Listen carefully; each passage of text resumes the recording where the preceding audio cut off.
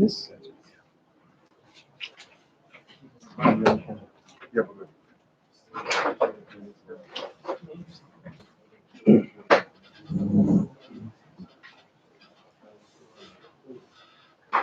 Just a reminder,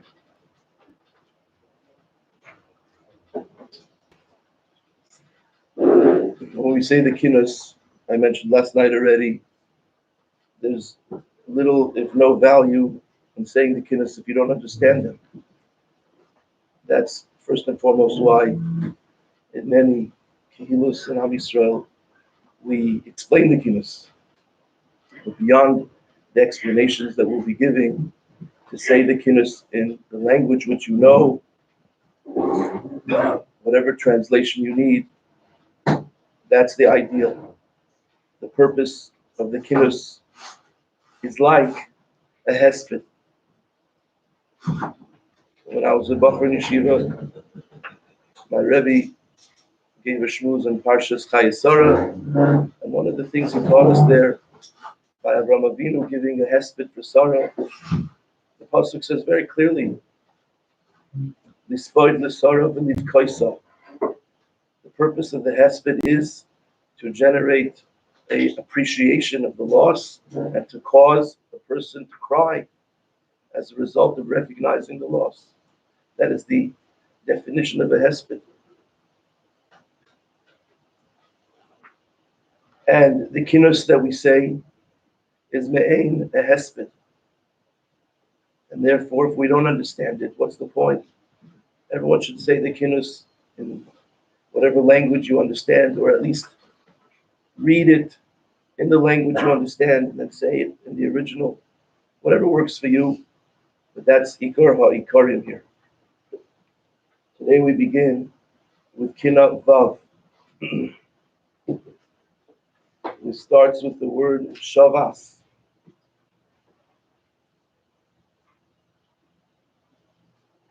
And in the grammar of the first sentence, that word is really not needed there. The sentence is saying, Suru menu shimuni adrai, which means that the various nations who were seeing, witnessing the Churban, the Golus, were disinterested in Klal Yisrael and were telling them to get lost, to go away, Suru. And the word Shavas really has nothing to do with the sentence. Shiva explained one time that it's the opening concept of the entire Churban, Shavas, which means that everything came to an end.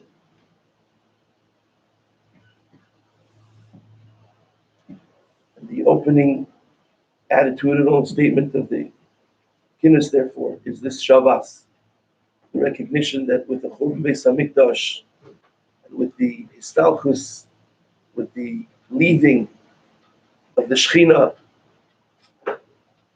life as we knew it came to an end, and life in its beautiful form that the Jewish people lived with the Shechina and with the Mikdash came to an end.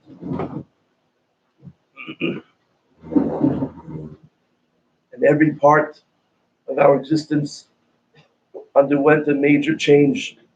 Shabbos, everything stopped, all the beauty and all the glamour and all the wellness and happiness. In the second paragraph, it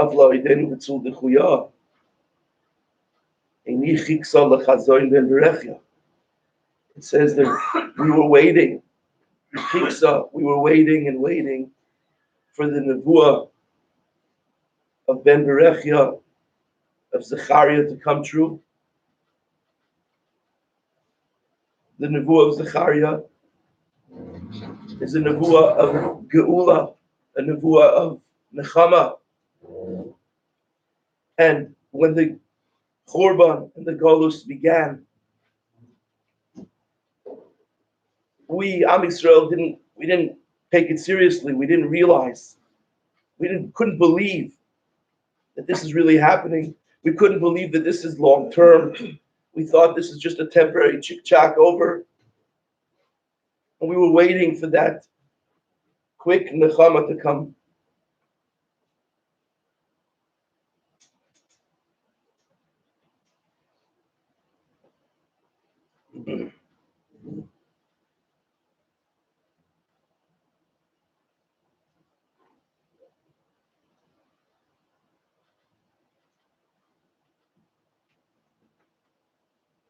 We couldn't come to terms with the fact that this is really going to be a long-term thing. And in that same paragraph, toward the end,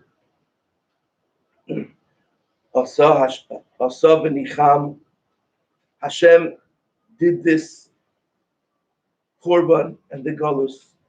However, v'nicham, he regretted it. Kivyachol, he had a change of heart. The word nechama means a change of heart, a change of mind, or any type of change. And it says here, Asa Hashem did this, but then v'nicham, he had some kind of a change of attitude, a regret. Vayikra le'bechia, and he called out, asking for people to cry over it. Now, what does it mean that Hashem had a change? We say in Kaddish that Kadosh Baruch Hu is above and beyond certain things, most things. One of those things we say, La'ela, min kol birchasa v'shirasa, tushbechasa v'nechemasa. Kadosh Baruch Hu is above and beyond nechemasa, change. Hashem doesn't change. He doesn't change his mind. And yet we find here in the Kinnos and in the Torah a number of times it says that Hashem changed his mind. And what it means is that he was ready for a change to happen with us. It's the Torah's way and the Kinnos' way of saying that Hashem was ready for us to make a change. And therefore, after the Golus and after the Churban, HaKadosh Baruch Hu wanted to see us have regret. He wanted to see us have a change. He wanted to see us do teshuvah and make changes in ourselves. Every Jew has the ability to make changes. HaKadosh Baruch Hu was waiting to see that. And then he would change the situation if we would change ourselves. This is Lamaisa, what we're waiting for. We're waiting for our own changes. One more ha'ara, a few paragraphs later. The paragraph starts with the word Hashivenu Sisi Shima Lagoy Tzayani.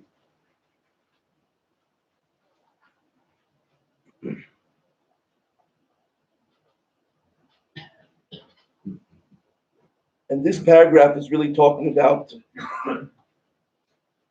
the famous, mysterious, disappearing Roman general. The Rambam tells us that the great Rabbi Meir that we know from all of Shas, the Rambam says in his Akdama, Rabbi Meir is the son of a Ger Tzedek. And it's machlokes in the Mefarshim if he's a son or a grandson. The Rambam says he's a son of a Ger Tzedek. The Gemara tells us in Gittin by the Korban Gemaras over there that after the whole Maisa with Kamsa and Bar Kamsa and the Baal Simcha over there, after that whole Maisa that Bar Kamsa was Moiser Klal Yisrael to the Caesar because he was so embarrassed at this simcha. So he was Meiser Klal Yisrael to the Caesar, and the Caesar sent a general named Neroin. And Neroin, before he went to attack Yerushalayim, he did a test. Rashi says it was some kind of a magic hocus pocus test. And he shot arrows in every direction, west, east, north, south, and every arrow that he shot landed facing Yerushalayim. Yerushalayim landed in Yerushalayim. And this to him was an indication that he's meant to go forward with his plan to attack Yerushalayim. But then, says the Gemara, he stopped a little Jewish boy and asked him. He had another hocus pocus trick. He asked the little Jewish boy, "No, what pasuk did you learn today? What did they teach you in your Jewish school?" The little boy tells him, "I learned the pasuk which says that HaKadosh Baruch Hu, when the time is right, is going to take such a revenge from Edom, from whoever it is that attacks Yerushalayim, from whoever it is that attacks the Jewish people. HaKadosh Baruch Hu is going to get even and destroy them." And this general, Neron, said to himself, he said to the little boy, "Thank you, goodbye." He said to himself, "You kidding me? On the one hand, all the arrows point to Yerushalayim, and on the other hand, this is what's going to happen to me if I do it." He wants it to happen. He's pointing all the arrows at Yerushalayim. He wants it to be destroyed, but then he wants I should do the dirty work, and he's going to nail me for it later. And Zok the Gemara, he ran away and he converted. He became a Ger Tzedek, says the Rambam. And Rabbi Meir, the great Rabbi Meir, a massive portion of the Torah we have today, Torah Shabbal Pez from Rabbi Meir, was his son or grandson. And here the Kinnos says, "Sisi, Shima L'Goy Tzayani." HaKadosh Baruch Hu was telling the Goy, Edom, the nation who exiled us and destroyed our Beis Mikdash, and HaKadosh Baruch Hu was telling them, "Sisi, go ahead, have a good time, enjoy yourself. Celebrate your victory over Klal Yisrael, over the Beis Mikdash. Sing and dance and rejoice, make parties." And they did. They made these massive parties and parades. The Gemara tells us Titus had a whole parade planned. Sisi, go have a good time. However, the day is going to come. HaKadosh Baruch Hu is going to take revenge. In Olam Hazeh, it looks like the enemies of Klal Yisrael are running wild, Hefker. It looks like Leis Din v'Leis Dayan.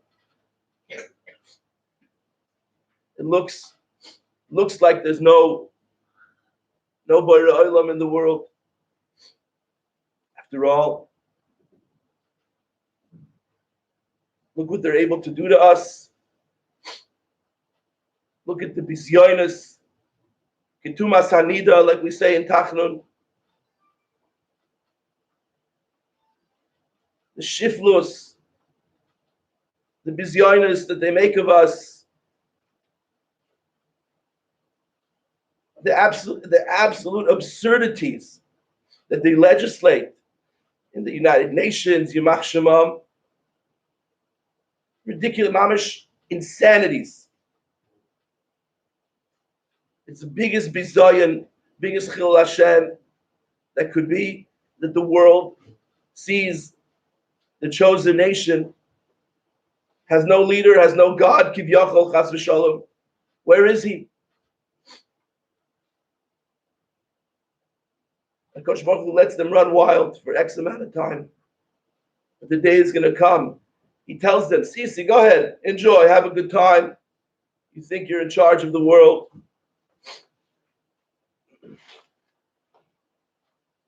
But the day is going to come that he's going to take his revenge, like this child told Nero.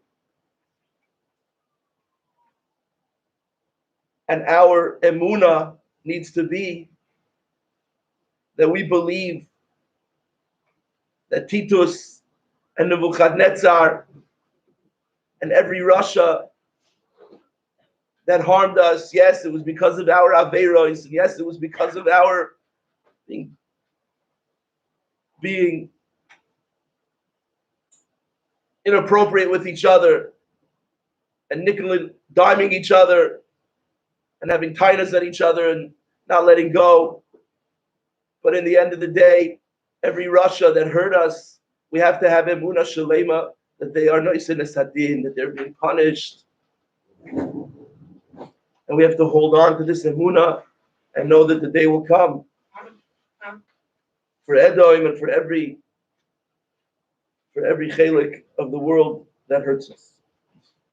We begin Kinavav Shavasuru Menim Shimuna Shmuni Oipra'ai Yuma Ois Esmun Ben Mechavim Sakoisa.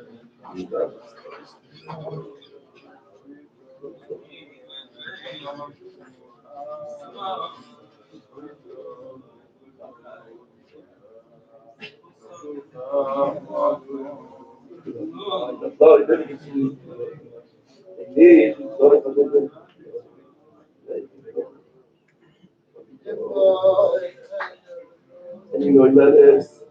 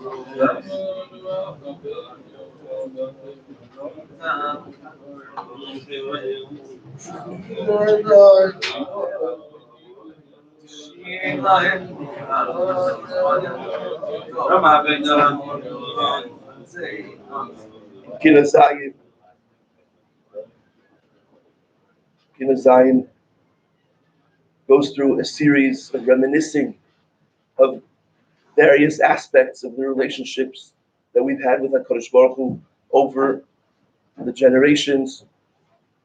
What do I mean by aspects of the relationship? Brisbane Absarim, in the first section there. And the passageway through the Midbar that HaKadosh Baruch Hu took us in the most miraculous, unbelievable Fitzas HaDerech, and various parts of the history throughout the many years of the generations, Matan Torah, and the Ahava that there was between HaKadosh Baruch Hu and Am Yisrael. Each one goes through different aspects, and we say in each section, we say, I don't understand, HaKadosh Baruch Hu, you had no problem just ripping us apart. You didn't remember this part of our beautiful love that we had, and this beautiful part of the relationship. Lo zacharta this and lo zacharta that, and this each paragraph has another lo zacharta.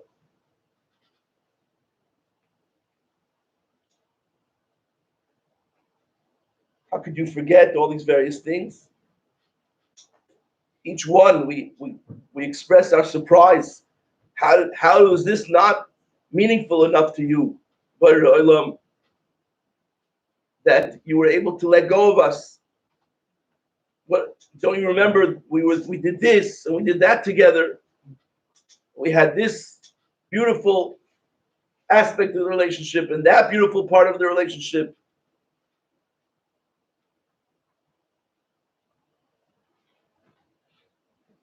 And obviously,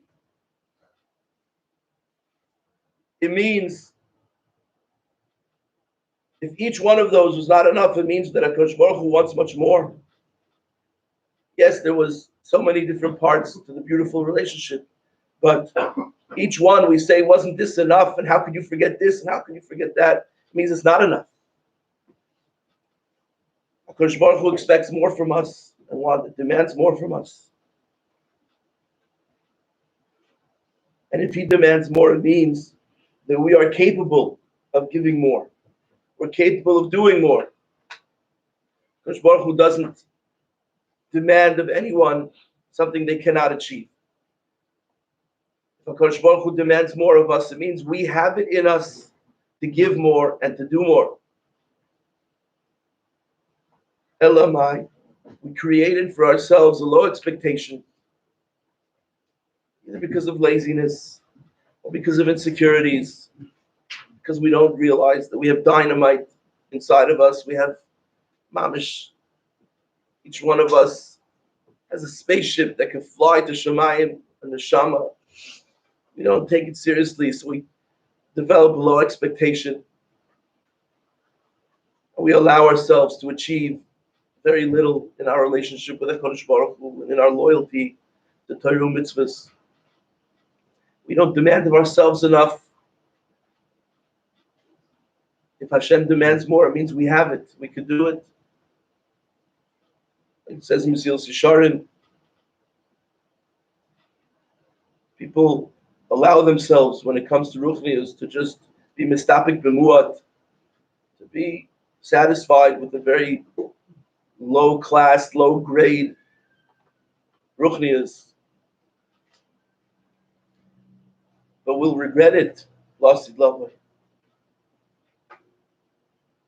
And we all have it in us to do much more.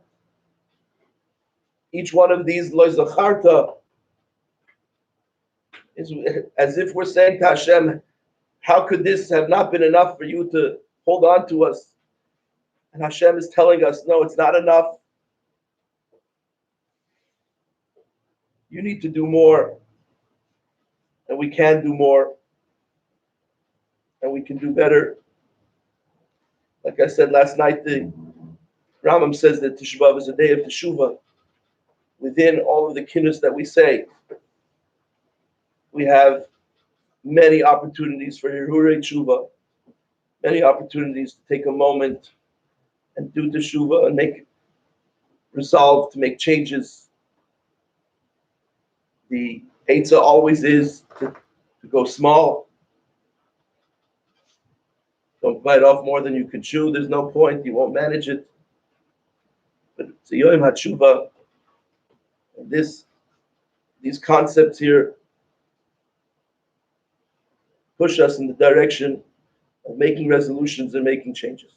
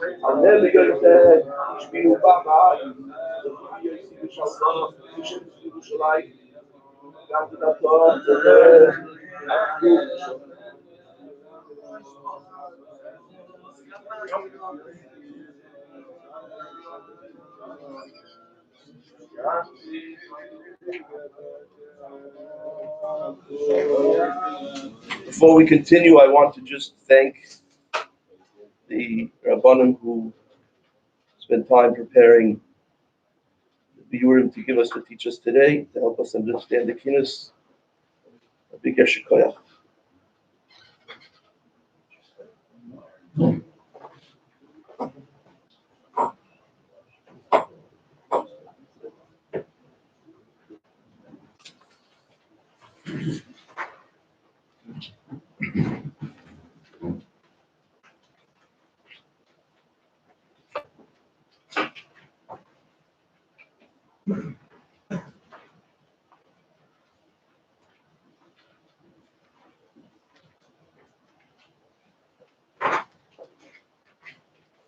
I'm going to begin Kinnos number 11.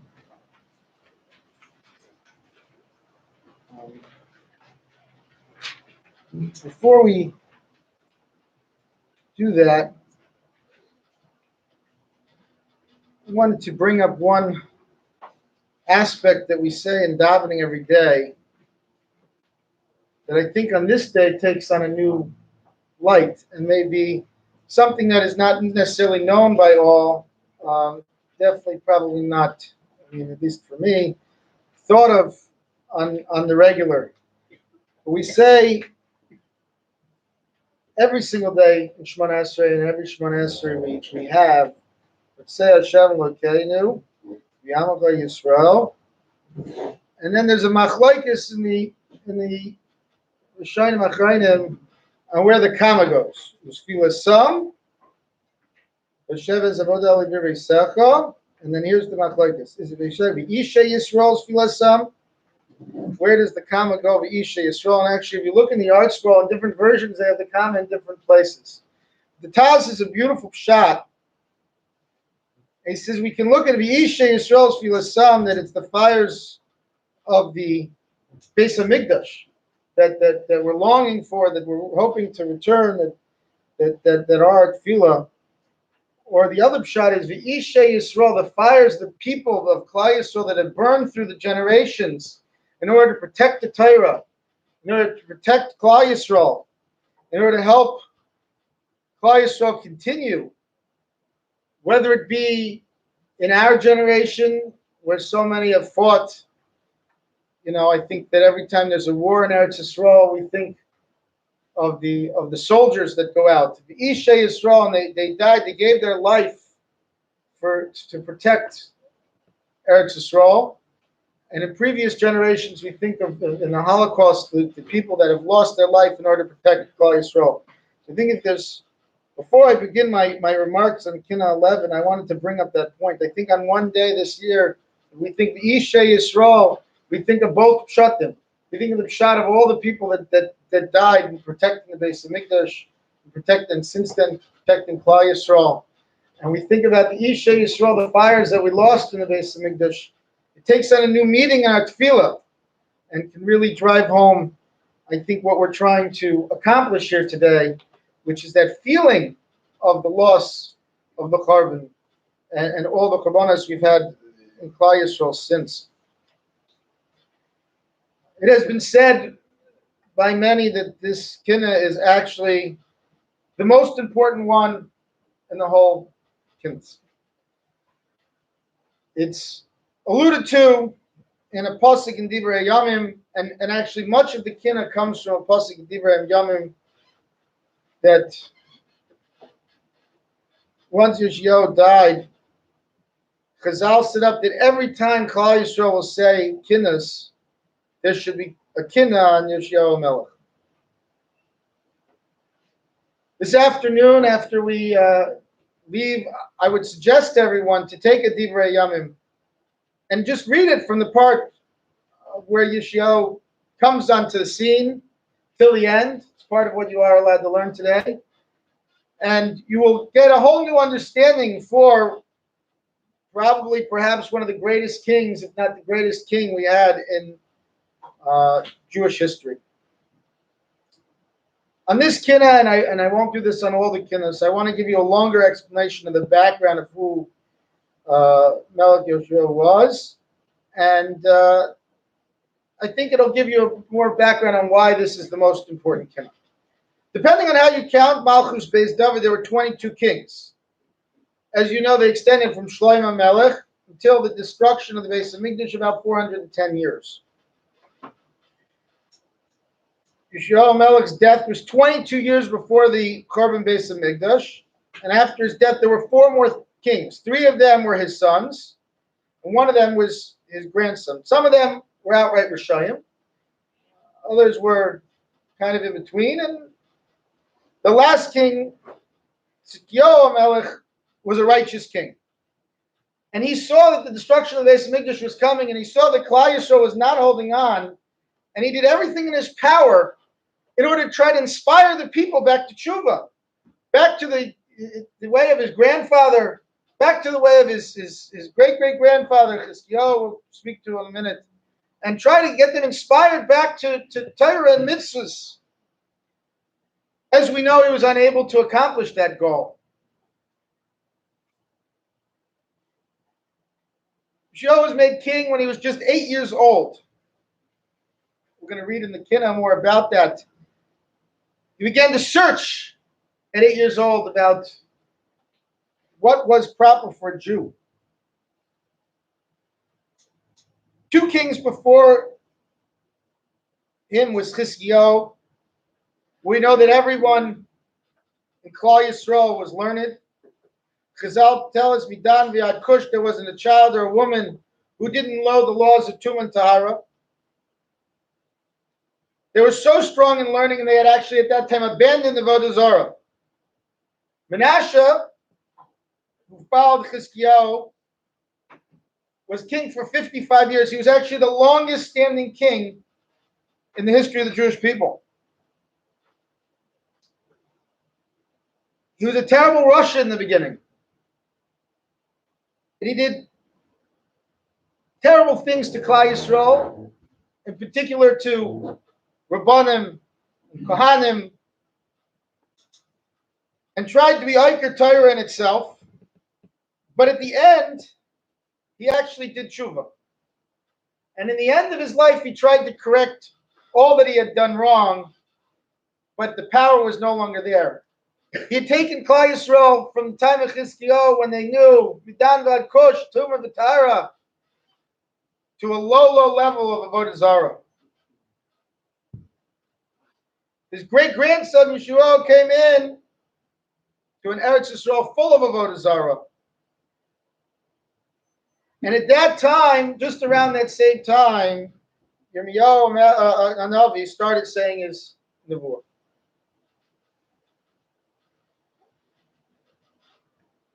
For the first 4 years that he was king, he started to correct the Beit Dinim. At that time, the Beit Dinim were very corrupt. The Dayanim were taking bribes, and they weren't the proper Dayanim that the Torah tells us that we need. And we can look in the Sukkim and Shoftim on all the rules and regulations by a Dayan. And the Gemara says that before he was even bar mitzvah, Yisrael Melech was already paskening on the Bezdin himself. I'll ask you all a question, which I think you'll guess the answer to. There's one king mentioned in all of Shulchan Aruch. Does anyone know which that king was? As you could probably guess, it's Yeshua. He's mentioned there where Shulchan Aruch says you're allowed to take a gayed that's a cotton. Going, Yeshua. Made an enormous accomplishment in cleaning up the Beit Dinim and making them tzedek, mishpat. And from then, when he was 12, he began to retire the Beis Mikdash.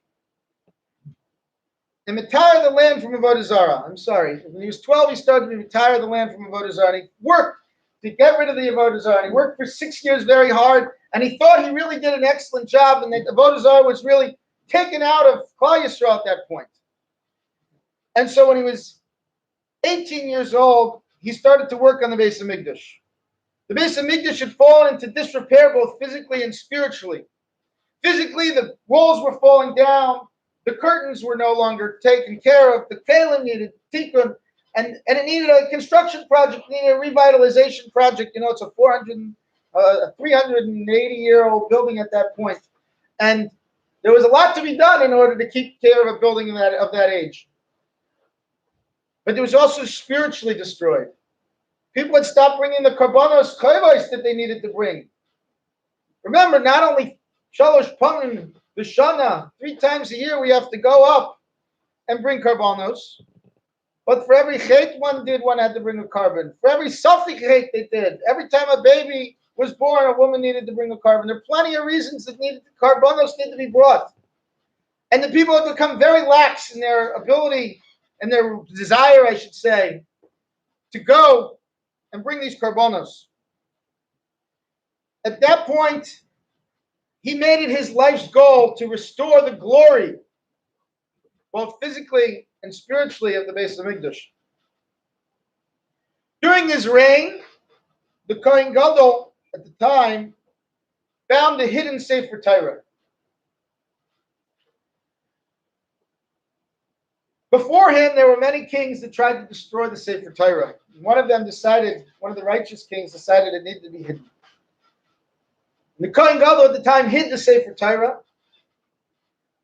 Previous to that, the kings were coming in and they were actually changing words, taking Hashem out of the Sefer Torah and changing words in the Sefer Torah, changing the pshatim in the Sefer Torah in order to fix their need for rishus, in order to make the pshat work with their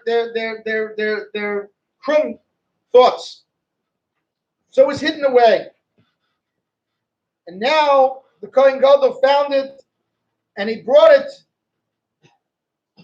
Yoshio, Melech, and he began to fix the Sefer Torah. And actually, it says it's brought down in Nevuah. He was able to fix the Sefer Torah and change the words back to the way it was supposed to be. But you may have learned the first parak in Baba Basra. We know how the Sefer Torah is supposed to be rolled up in the iron. It didn't have 2 Eitzei Chaim like we have now. It had 1, and it was supposed to be rolled to Bereshis. And that's how it laid in the Iron Kodesh. But now when they found it was rolled to the Teichacha.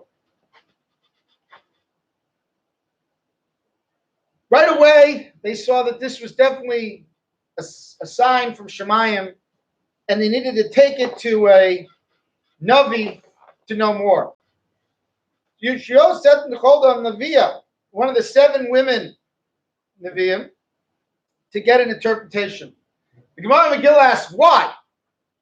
We know already that we had a wonderful Navi on scene, Yirmiyahu.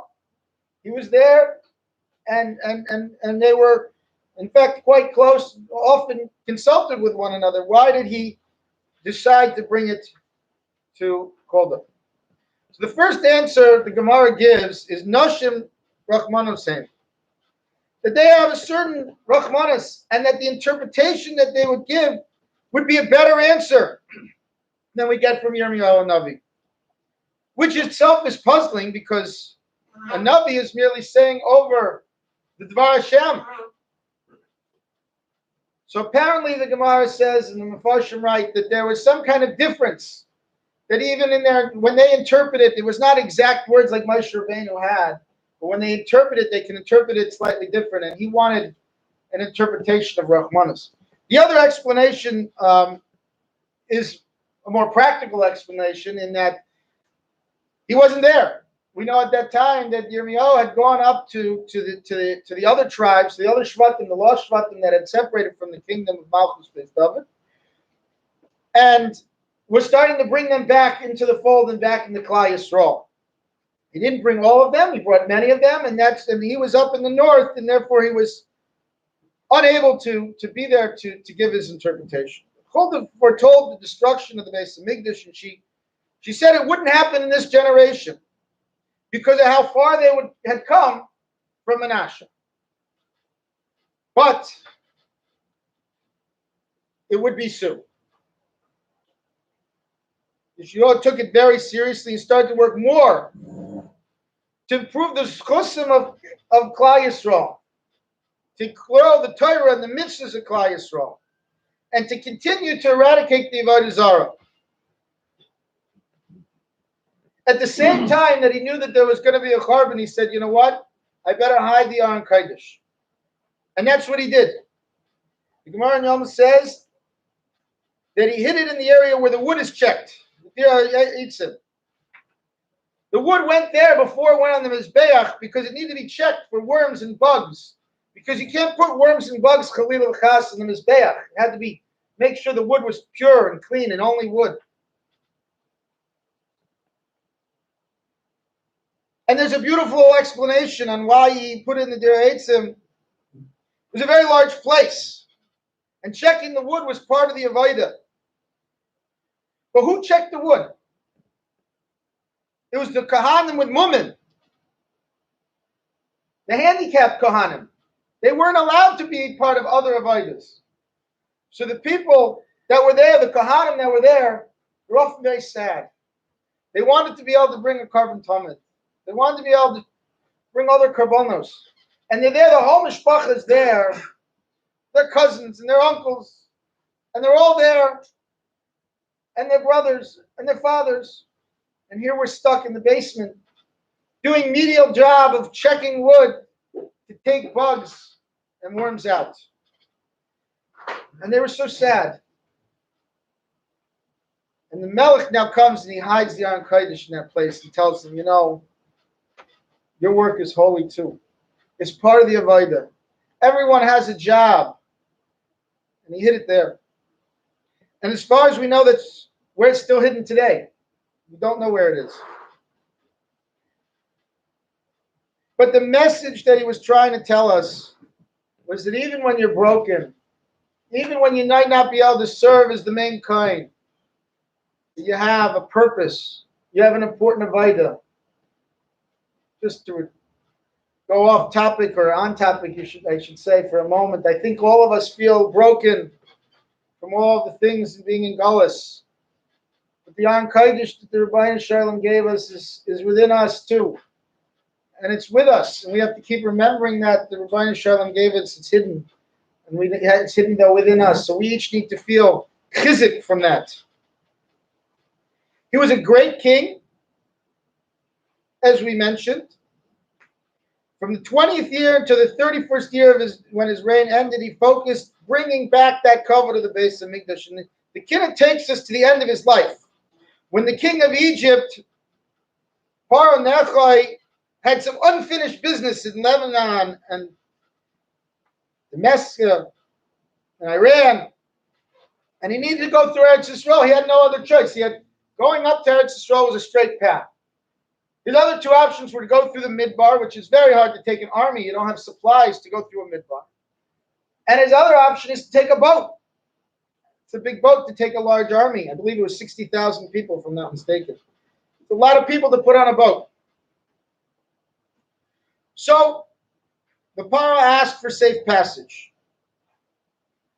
Yeshua should have asked the advice of Yirmiyah. It says it different in the Kinnos, we'll see later. It says it a little different in the Kinnos, but in Divrei Yamim, it's clear that Yirmiyah needed to ask the Navi, and he didn't. He said he didn't need to ask. Why? Because it's a pasuk in the Torah.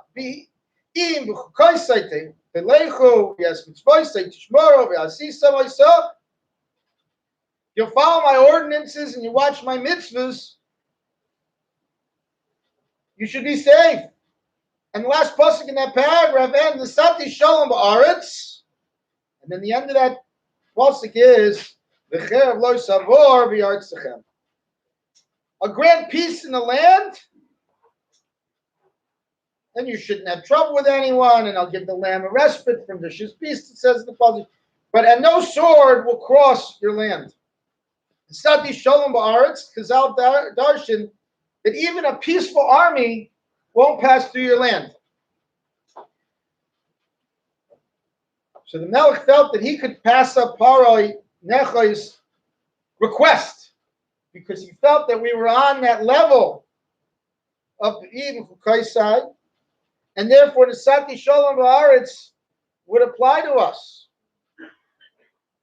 He didn't realize that the people had hidden Avodah Zarah behind the door. And they had the doors, 2 doors would open, and then have half the Avodah Zarah on one side and half on the other, and then when they would come in, the soldiers would come check for Avodah Zarah, they'd be hidden against the wall, they wouldn't be able to see them. And they fooled him, and they weren't really on the level of Nesati Shalom Ba'aretz. So I'd like to go through a few of the sentences that we have in the beautiful Kinnos that we're about to read to try to feel some of the pain of the loss of the last great king of Klal Yisrael. 10 years after his reign, the Jews started being taken to Babel, and 22 years after his death was the terrible Churban of the Beis Mikdash. We start the Kinnos out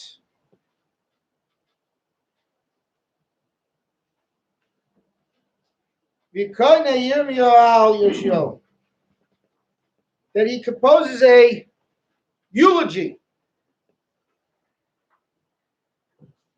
for him, for the king. And the Kinnos here is a shift in focus from the physical destruction of the Beis Mikdash to the death of a tzaddik. And if you look at Eliyahu Rabbah, he says that the 4th chapter of Eicha is the eulogy that Yirmiyahu gave for Yoshio.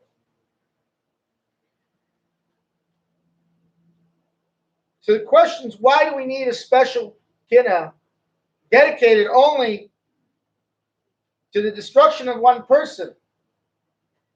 And the reason is that on the destruction, the loss, was a loss for the entire nation. And the reason on Tisha B'Av we mourn not just the physical Churban of the Beis Mikdash, but the Churban of a great man. And that's what we're focused on. And we know that the Gemara states that the death of a tzaddik, says in the Gemara Rosh Hashanah, Shekula misasin shel tzaddikim kesravas beis Elokeinu, that the death of a tzaddik is equivalent to the burning of the Beis Mikdash. We can interpret this 2 different ways. First, the loss of a great person is tragic, like the loss of the Beis Mikdash. And the second is because the Churban itself, the loss of the person, is what causes the destruction. I'm going to skip a few. You'll see the interpretation in your English. I assume most of you have English in your Kinnos.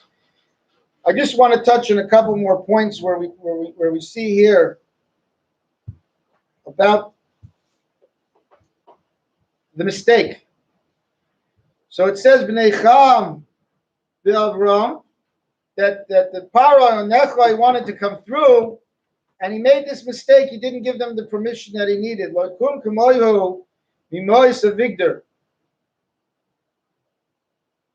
And we said that there's no one.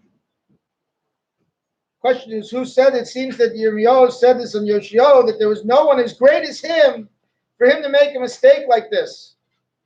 That Moshe, he got rid of the Egel Azov, but since Moshe Rabbeinu, no one did as much to get rid of Avodah Zarah as Yoshio. And yet we see that it was a hypocritical generation, Davak Ayin, and that this door, they kept it Achar Adelis. They kept the hidden Avodah Zarah on the back. But with his last breath, after the Kinnos is going to tell us that he was shot with arrows over 300 times, and he was made to be like a sieve. Safasav, the last breath of air. Tzaddik, Hu Hashem, Ki Marisi, Pihu. That right when he was in his last breath, he said, Hashem is righteous, and it is I who defied his words. But the previous paragraph said something different. That's what he told to Yirmiyahu when they brought him back into the infirmary, and he told them in his last breath, basically, Mepharshim said, he said, Vidui. He confessed his avera, he did tshuva on the spot. But before that, it says, Mechatos, Sisros, Mezuzos, because they worshipped idols behind the door. He had taken personal responsibility for this. As Melech, he felt that he was personally responsible. So after 22 years at the end, we see,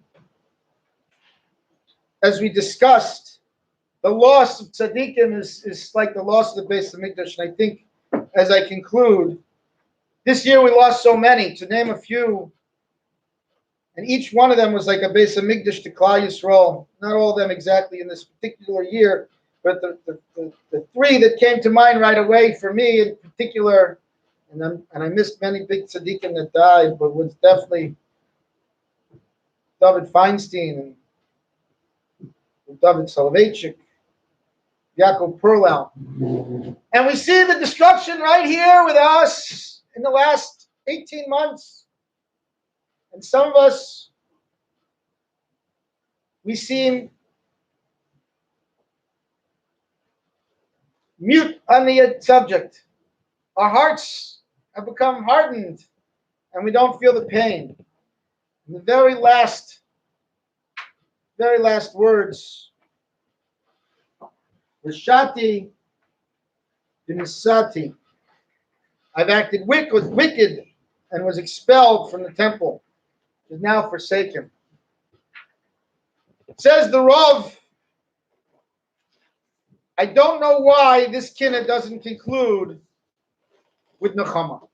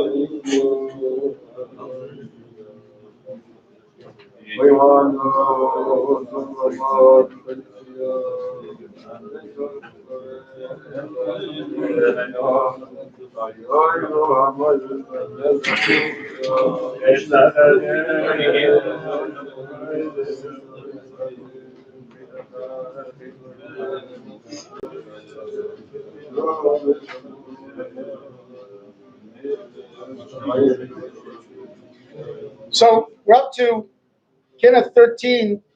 For those of you that might be concerned, I want to let you know that I yielded most of my time to the first Kinnos.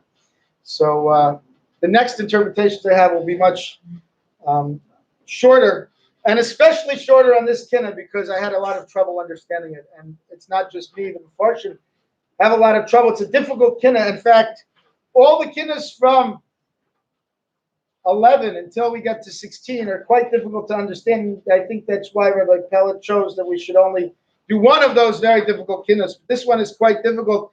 And we have a very strange lashon in this Kinnos, ekoi. It sounds like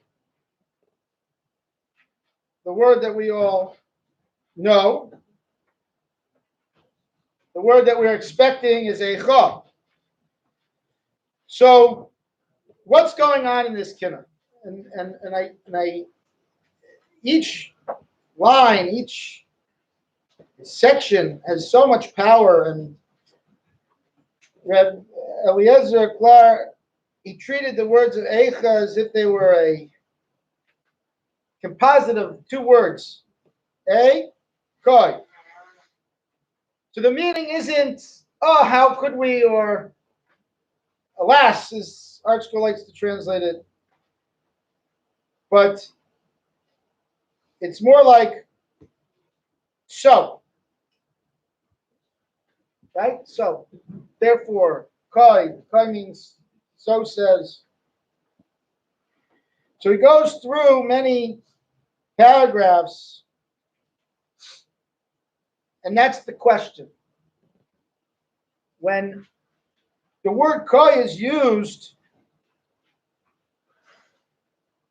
it's a promise made from the Rabbeinu Shalom to us.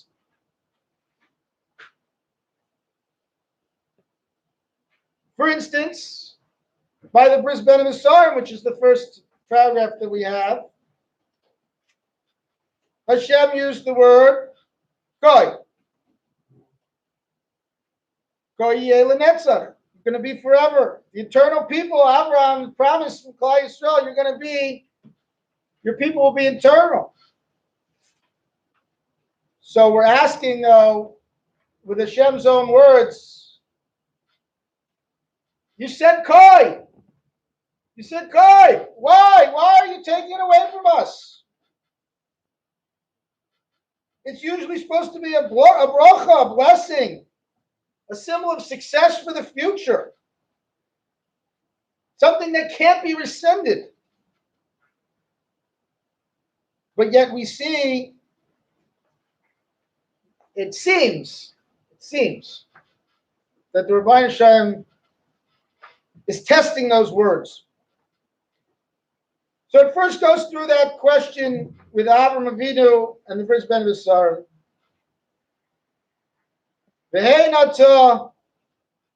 And now, say the Retzach, my bones are murderously devoured. The promised descendants would be numerous, but yet we see that Klal Yisrael throughout the generations continues to be extinguished so many different times and so many neshamas lost to destruction. And then he goes on to Yitzchak and Abraham and the Akedah. Here it's actually a little different. He uses the word Kai, where actually Abraham said it, and he wants to, and Abraham said, the proof that I'm going to do what the Rabbeinu Shalom wants me to do, and I'm not just making it look like I'm going to sacrifice an animal, but I'm ready to sacrifice my son Yitzchak, is that I'm going to leave my other son back along with the donkey, and I myself am going to go up to Har Moriah with my son. And we say Choy also by Yaakov Avinu when he's dealing with Lavan, despite his haggling, he still got the bracha. And we see it by Moshe Rabbeinu, that before he killed the Ish Mitzri, he looked Choy v'choy. He looked. And the Mepharshim right, he looked back in the generations. Did he have any schusim? He looked forward hundreds of generations to the future, does he ever have a great, great, great, great grandchild that does something good for Klal Yisrael? And at the Choy, he looked all the way. He didn't see anything. And it wasn't that he just killed this mitzvah. Moshe Rabbeinu had a whole plan on how he was going to save Klal Yisrael. And he said, at this point, I'm going to sacrifice my plan on how I'm going to save Klal Yisrael. He already started by getting power to give them one day off, Saturday. Right? He gave us Saturday off so we'd have a Shabbos. But he said, look, what's the result of my actions? It's the other shot. What is going to happen? If I do this, I'm going to have to flee. I'm going to have to run away. And I've made so much progress here for this one Jewish woman that's being abused. We don't even know if she's going to be killed for this one Yid that's getting abused. Am I going to risk everything and all the things that I've done so positively in order to influence Paro? And that's, says the Baal Kinnos says,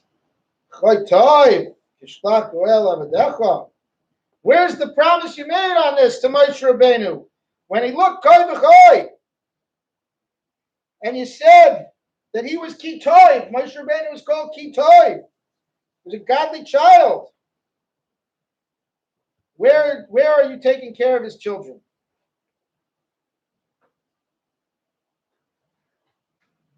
And then he has that you said to them, release my people. Moshe Rabbeinu went to Paro and risked his life to say, let my people go. And yet we see that the enemies come and we let the Rishayim enter the base of Mikdash. And we'll begin to say that Kinnos now without understanding that it's a question. Each one starts with a bracha that the Rebbeinu Shalom gave us, and then questions where that bracha can be seen today.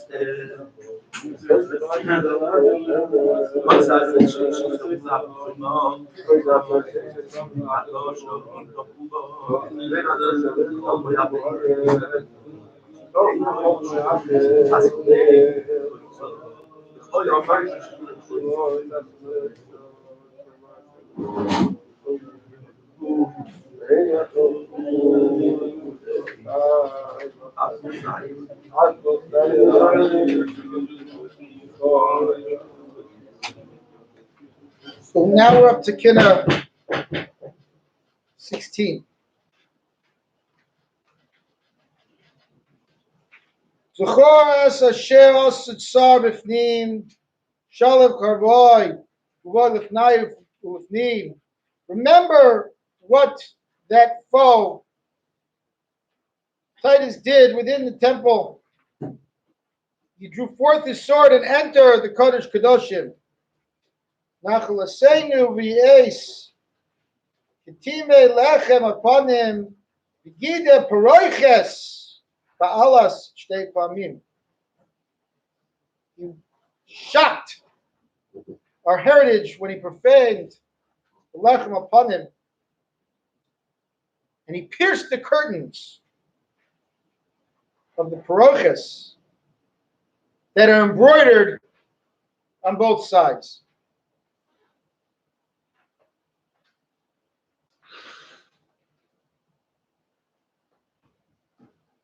What's going on over here?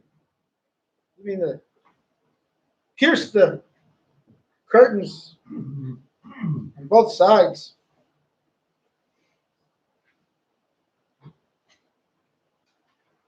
So the Gemara in Gittin and the Medrash and Bereshis Rabbah tell us that when he entered the Kodesh Kedoshim, he cut through the paroiches with his sword, and the paroiches began to bleed.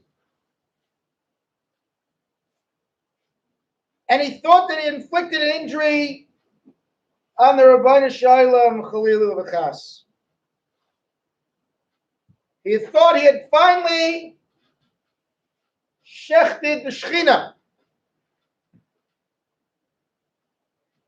And the blood, which on Yom Kippur didn't stain the paroiches, we know. We say in the Avodah, Achas v'shtayim, Achas v'sholosh, and they flick the blood, 1, 2, 1, 2, 3. That blood stayed in the curtain, and when the Marusha came into the base of Mikdash, he took his sword and he cut it. And the paroiches began to bleed. And the blood from 410 years of Yom Kippurs, from 410 Yom Kippurs began to bleed. And it bled onto the floor. It said that he drew a reddish color, a circle, meaning that he had a verdict that because he saw the blood, he was going to kill the Jews. But the Gemara in Gittin says that when Titus pierced the paroiches, the blood began to flow in that spot. And when he thought he had finally killed the Shechina, Chalila, he drew a circle in order to show everyone where he beat Hashem. And he felt, the Kinnos tell us, that he had beaten the Mitzrayim. He had tremendous physical and military prowess. And in the beginning, Rome did not want to take the religion away from the Jews. They actually didn't want to destroy the religion at all. It wasn't until Bar Kokhba, many years later, 65 years later, approximately, that they realized that they got to take the Jewish out of the Jews in order to successfully make them Romans. But it seems the Titus thought when he conquered Yerushalayim and he conquered the base of Mikdash, that would be enough for them to take the Jews, conquer them religiously and spiritually and physically, would be enough. But we proved to him through Bar Kochba and that whole time period that we were not willing to give up our values just because you took our base of Bechira. And the Baal Kinna asks, I don't understand. Rabbeinu Shalom, you let him bring a Zaina into the base of Mikdash and have his way with her. But when Nathan Valvu went in to try to do service to you with all the right intentions, but they brought an Exar, you burned them up from Shemayim. But yet you let this guy in our Kodesh Kodashim do horrible, horrible acts. Where's the fire?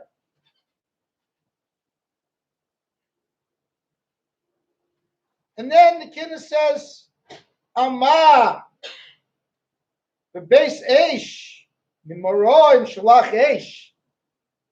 Why the house of fire, sacrificial fire, did he send down from up high? How is the base of Mikdash called the house of fire? How is it possible that the base of Mikdash could burn? How does fire consume fire? And we know that he took all the kalim from the base of Mikdash and he put them on a boat. And if you go to Rome, you can still see the arch that he erected for himself on his wind.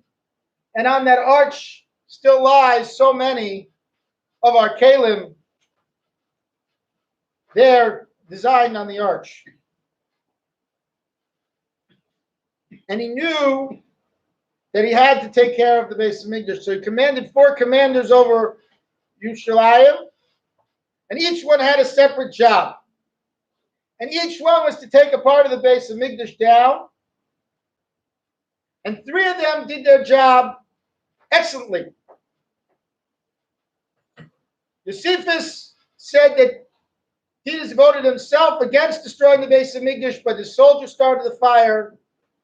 But it seems that the Gemara doesn't agree with this, and that he said that we need to take it out because as long as there's a base of Mikdash,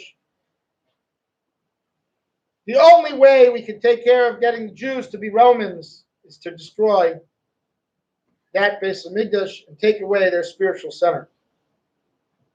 And Rome saw Yehuda as a major foe, and the nation of Klal Yisrael would either be destroyed by Rome, or Rome would in turn be destroyed.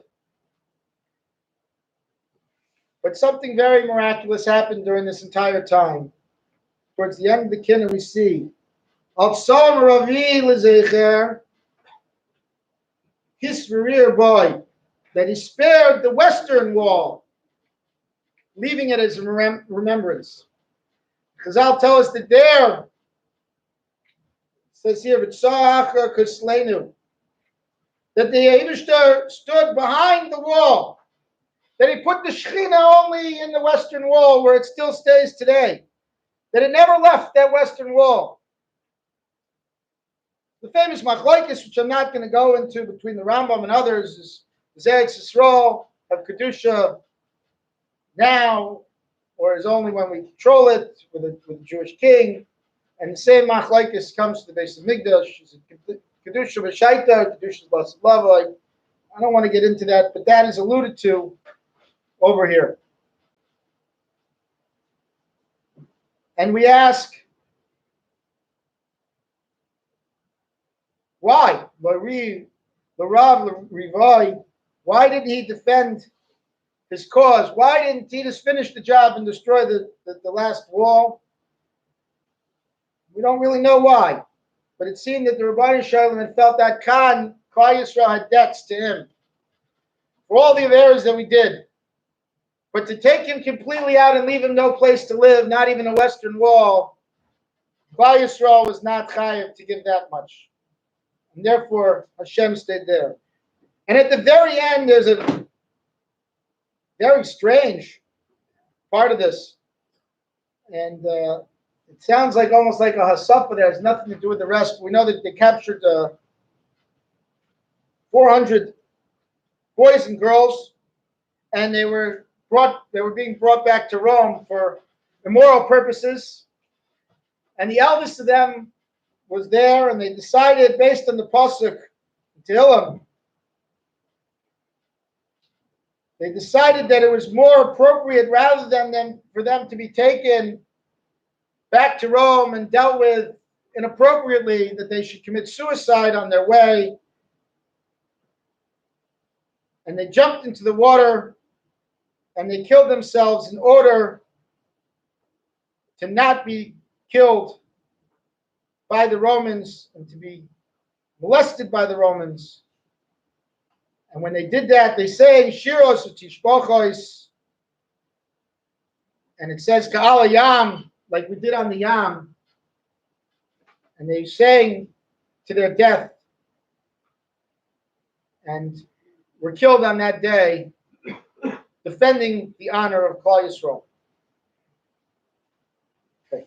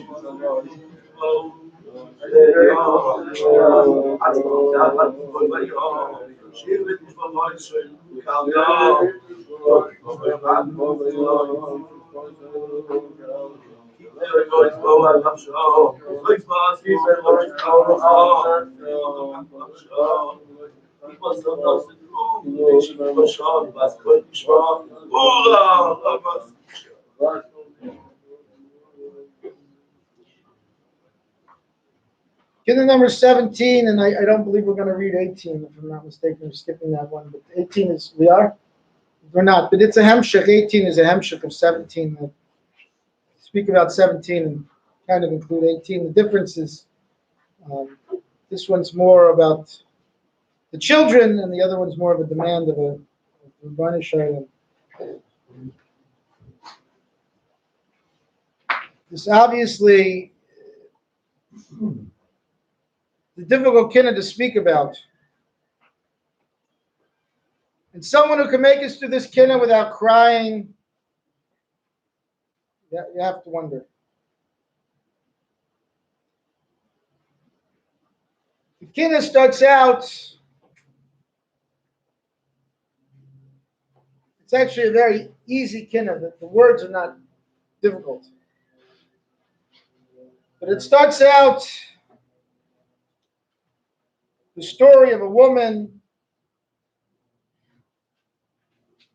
who ate her own baby. And then a mother who was so in love with her child that each day she'd measure tefach by tefach.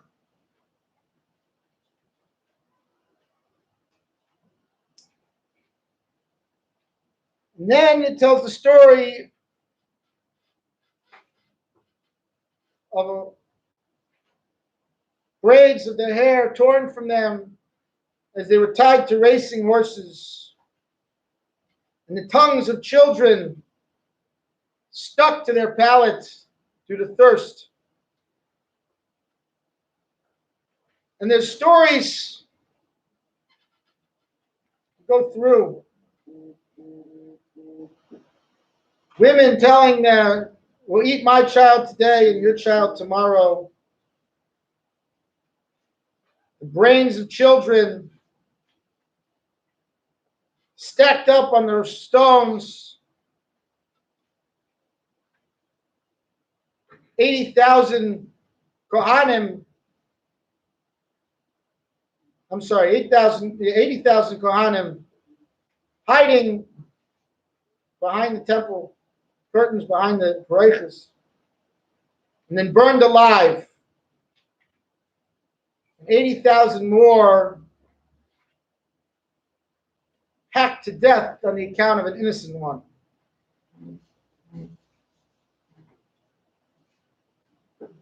And then 300 infants hung and strung on one long branch.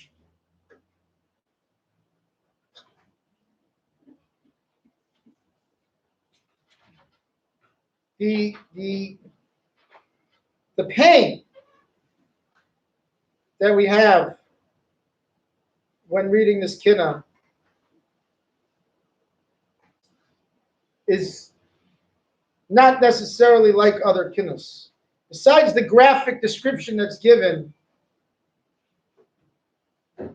almost every case can be traced back to more of that same action happening throughout Jewish history. And we need only look 70 plus years ago to the Holocaust.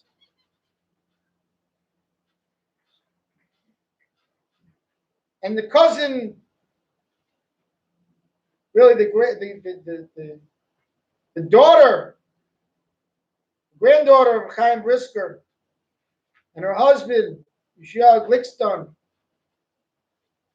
that after their chasna, soon after their chasna, the Nazis came in and they took over Warsaw. And they found them during Sheva Brachos. And they thought it would be cute. Just like after a wedding, the goyim, they tie cans to the back of the car and they run through the streets with just married written on the back of the car. They decided that they'll take the chossin on one car and tie him by his pants and the collar on the other car. And they drive him through the streets of Warsaw, dragging them along to their death.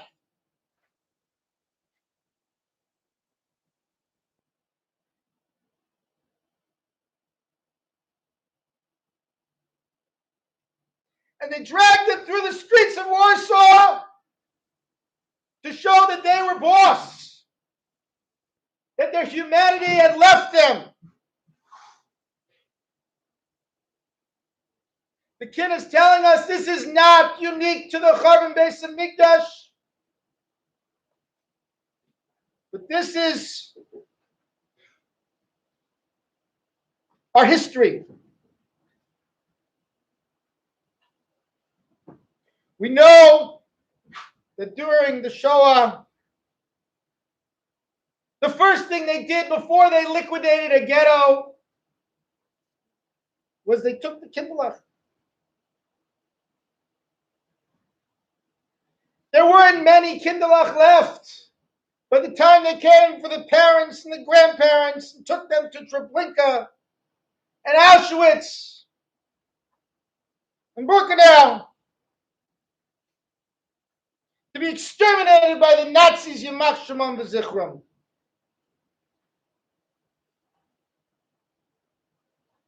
They had a psychotic desire, both during Churban Beis Mikdash and Churban Europe, and so many Churbanos that happened to Klal Yisrael, that they first kill the children, and then the intellectuals, who might be able to fight with their reasoning. But it's a special privilege of the Jews, and the Jews alone, that the killing of the children becomes so paramount in their terrible plans.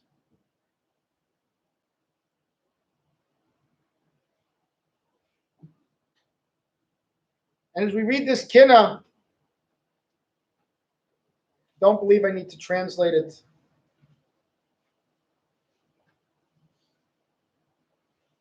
We're not reading this Kinna just at the terrible fact that it could be so bad that mothers could become cannibals and eat their children.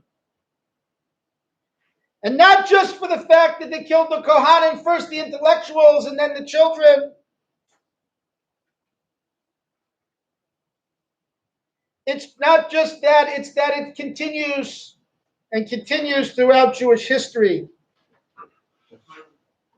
B'ezras Hashem, through Tshuva, through Maisim Tovim, through Torah, we can work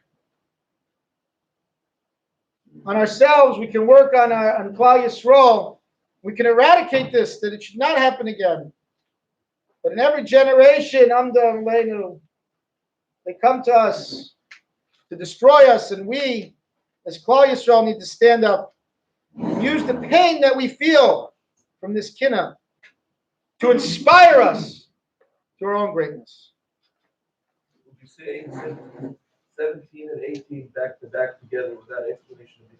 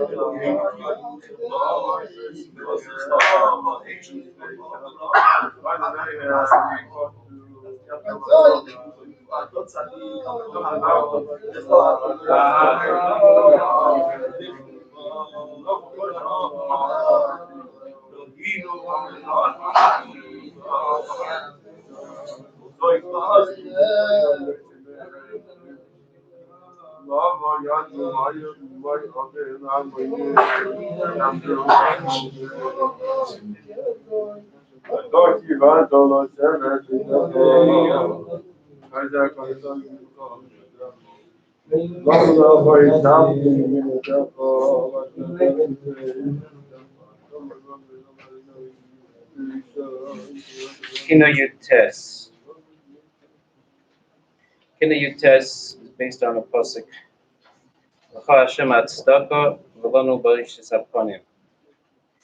This pasuk was said by Daniel, and each paragraph starts with that pasuk. The first part of the pasuk, and it expounds upon the first part of the pasuk. And the second part of each paragraph expounds on the second part of that pasuk. Daniel said this pasuk when a year after Belshazzar got killed, Daryovesh takes over, and Bavel is come to an end. It's 70 years since Nebuchadnezzar has conquered Eretz Yisrael and taken over Yehoiakim. So Daniel is thinking 70 years. The Nebuah was 70 years. We should be having a Geula at this point. And when he saw that the Geula Shlem still wasn't coming, so he thought that the Avenes of Klal Yisrael were preventing it from coming. He didn't realize he made a mistake in the calculation. He didn't realize that you have to start counting the 70 years from the Churban, the actual Churban.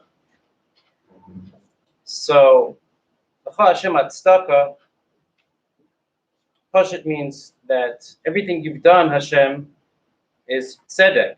It's like tziduk hadin. All the punishments that we've gotten are justified. You're virtuous and righteous and right in everything you've done.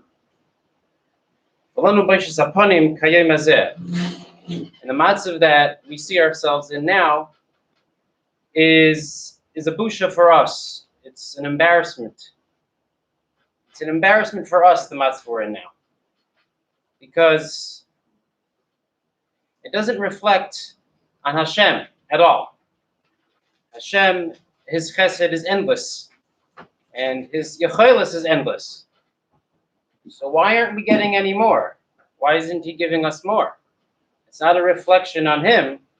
It's a reflection on our bad midos.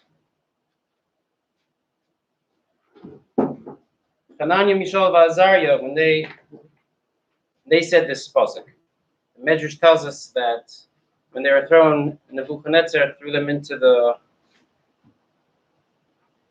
furnace, into the fire, and Nebuchadnezzar sees that he looks into the oven and he sees there's not 3 men walking around in there, there's 4.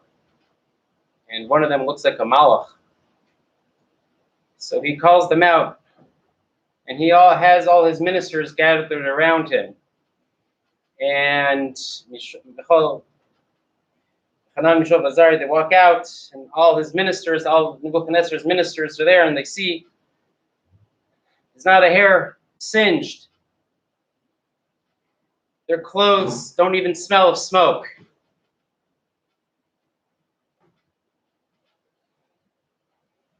The only thing that got burnt were the ropes that they were tying them when they threw them in. So the officer standing there starts spitting at Hanan, Mishael, and Azariah. Starts spitting at them, the Medrash says. You had a God, you knew this entire time, you have a God like that? He could do anything for you? And there you are, bound down to Etzelem? There you are, letting your base of Mikdash getting destroyed? And the whole time you had a God like that? So they turn to Shemaim and they say, Lanu Baishas Apanim. What a busha. So Rabbi Elazar HaKoler gives examples of busha. Based on the pasuk.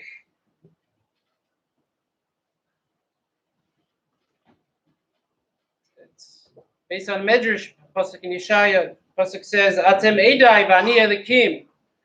During Har Sinai at Mount Torah, Klal Yisrael were the Edom. We ourselves were the witnesses. We testified to the fact of Einai Milvadai. Hashem opened up the Zion Rekiim. We saw with our own eyes. There's no tzela, there's no tamuna. Hashem is Einai Guf, Einai Demusa Guf. There's no tamuna. We're the witnesses. And what are we doing a few days later? We're making a tamuna. We're making an egel. Lanu Baishas Apanim.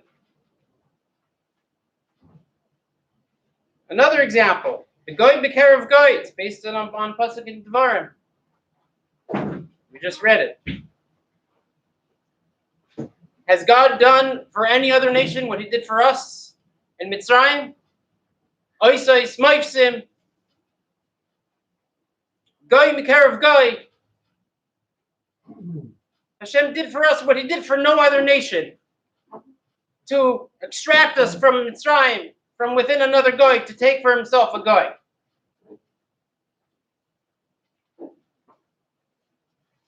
Hashem himself came, the Melech himself came to save himself from Am.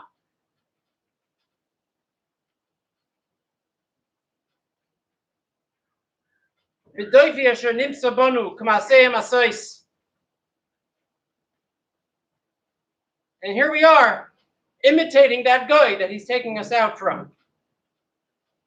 We're emulating that guy that he came to save us from.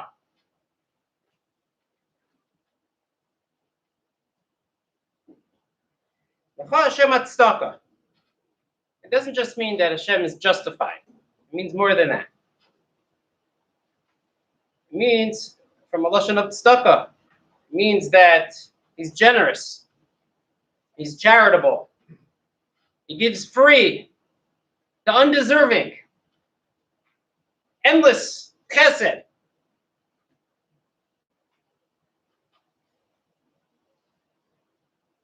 And I think that it goes hand in hand with Bashis upon him. That the more we realize the endless chesed of Hashem, the more you realize that to do an Aveira is just pashit a busha. You did an Aveira to him after all that he's done for you.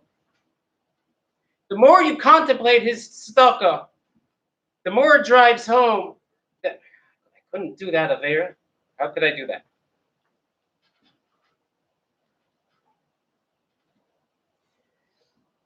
Based on the pasuk in Yecheskel, it says in the Kinnos over here, "V'yom hikravnu lefanav seiles v'shemen u'dvash."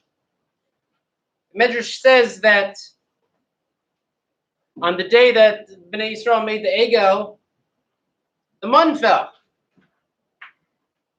Klal Yisrael took from the man, and they brought it as a korban in front of their egel. The man itself, the gift from Hashem that Hashem was providing them, that itself they used for their Avodah Zarah. If it would be me, I would have said, okay, no more man. No. L'cha Hashem atztaka. The next day, it keeps on falling.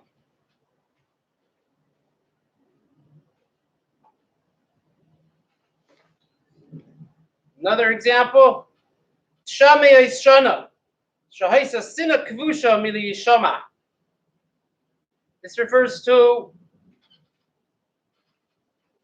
another medrash based upon a pasuk in Yecheskel that Aaron HaKohen, already a year before Hashem came to Moshe at the Sneh, already had a nevuah. He was the Navi for Klal Yisrael, and he gave him a nevuah. He said, Ish shkutzi enov hashlichu. He admonished them. He told them, guys, get rid of your Avodah Zarah. Get rid of your taivas.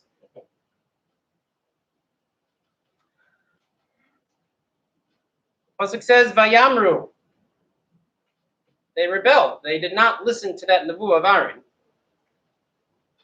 You see, during the Choshech, how many Yidden died? They weren't listening to the nevuah of Aaron. But as the pasuk in Mishlei says, "Akol p'shoim techasa ava." You love someone, you let things go. Forget about it. You love the guy, so you don't say anything. Hashem loved us. He didn't send a Navi coming and reprimanding us. We didn't hear about it. For how long? How long was Hashem just being patient, not saying a thing? 887 years until Yecheskel. Finally, when our Aveiros mount up and it's already too much, Golus Bavel, Yecheskel is being sent into Golus with Yechaniah. Finally, Yecheskel gives a nevuah and he says, Klal Yisrael, you didn't listen to Aaron 887 years ago. Sinator Madanim. All of a sudden, we're being held accountable for what we did all the way back then. We brought up that sinner from HaKadosh Baruch Hu that Hashem was just kind of being patient and overlooking. L'cha Hashem Atzdaka. Infinite patience that he has.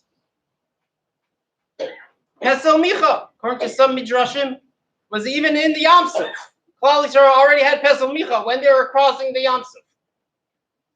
But the way Rashi explains it, Nach, Pesel Micha was from the beginning of the era of the Shoftim, during the times of the first Shofet, the Snil ben Knaz, and it was there all the way through until the end of the Shoftim, until the times of the Nevi'im, until the destruction of Shilai. They had like the little Kohen there, Yonasan ben Gershom ben grandson of Moshe, and Daniel, and not Daniel, sorry, Dun, Shevet Dun set it up. They had like they set it up. And Dun is going and conquering, and they're being Matzliach.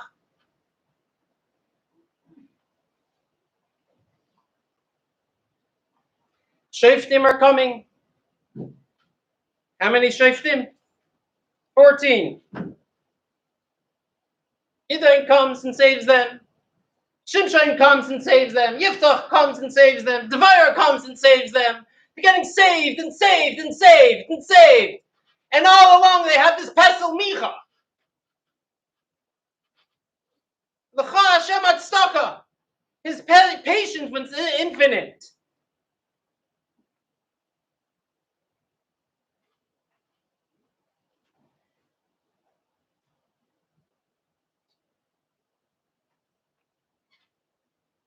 And I think there's a pasuk in Tehillim that's a big musser for us. The Kinnos brings Vayamru al Yam b'Yam Suf. Pasuk in Tehillim, it's a powerful pasuk. Lo yiskilu niflo yisecha. Klal Yisrael is being accused of not contemplating the niflois that Hashem did. They didn't spend enough time thinking about what Hashem did.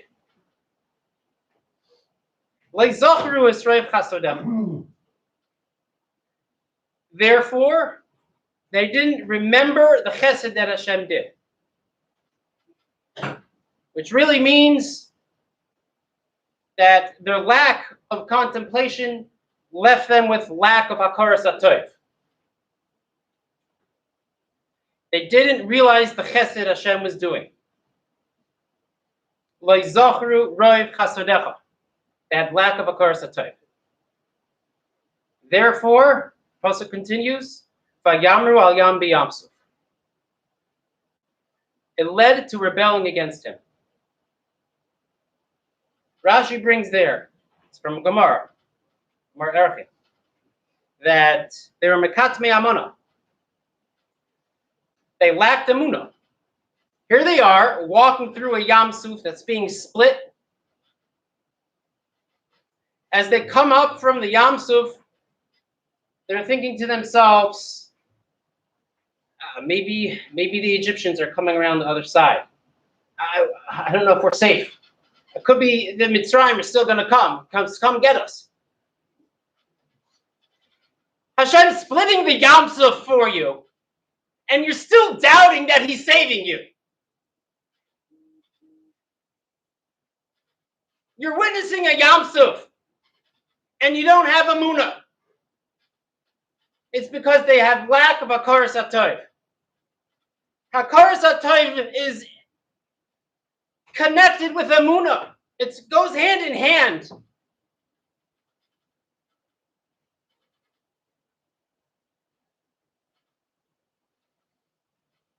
Here is Hashem providing them with man for 40 years.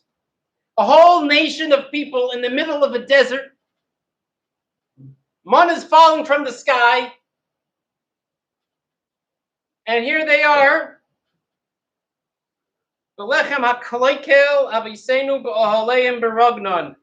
They're complaining that the man is lechem hakloikel. They're worried. They're worried that this man, there was no waste in this man. You would eat the man, and you wouldn't have to go to the bathroom. There was no waste. It would just get absorbed into the body. But they were worried. They didn't realize that it was a bracha. They were scared. We're going to explode. We're going to explode. We're going to burst. It's piling up inside of us. Here is Hashem giving you man for 40 years, and they're worried that it's harmful to them. Where's their bitachon that Hashem's going to provide? It's because they're complaining. It's the lack of a karas hatov. Lanu baishas apanim.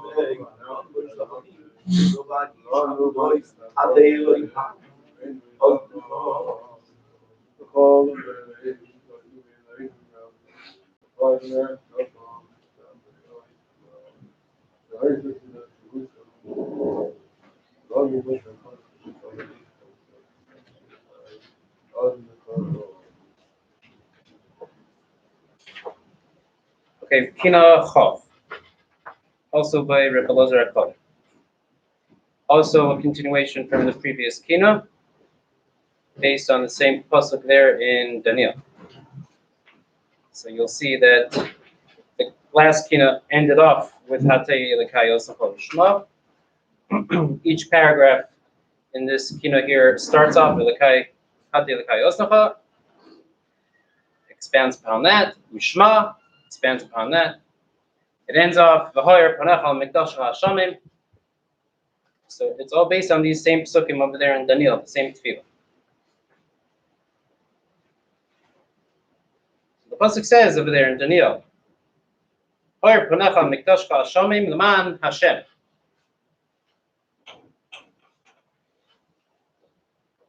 L'man Hashem, do it for your name.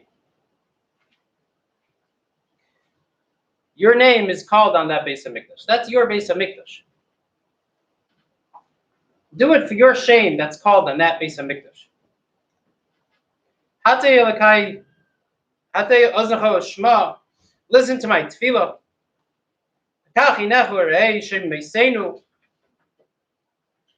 Ho'ir, Asher Nikra Shimcha Aleh. Look at how desolate, how destitute that city is, which your name is called upon. We're not davening to you, relying on any merit. We're not relying on any schusim that we have. We're asking Hashem, we know we don't deserve it. But do it for you.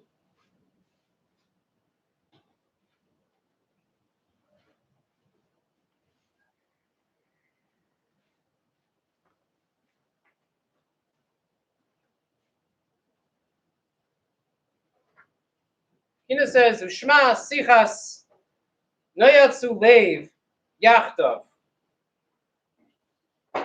Listen to the conspiracy. They're conspiring together. Yachtav, they're uniting together. They're plotting. What's their plot? Alecha alais. To overcome you. They're conspiring against you, Hashem. Rashi explains.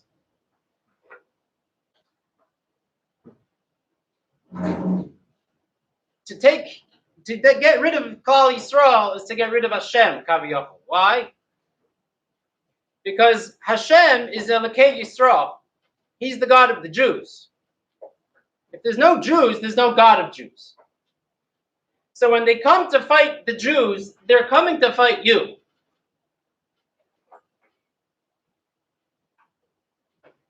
So, Hate Elikai Oznacha, Rabbi Lazar Collier is saying, doesn't mean listen to our tefillah. He's taking it a little bit differently in this case. It means listen to, not us, but listen to them. Listen to the Romans. Listen to what they're saying. Listen to their chutzpah, their arrogance. They're mocking. They're making fun. Their insults. Listen to that. Mili bashamayim. They're provoking.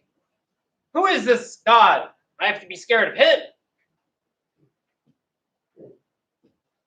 They're making fun. Let's go fight him in his house. Mahalalim, they're priding themselves. He must not be home. They're making jokes. Hashem, there must be no one here.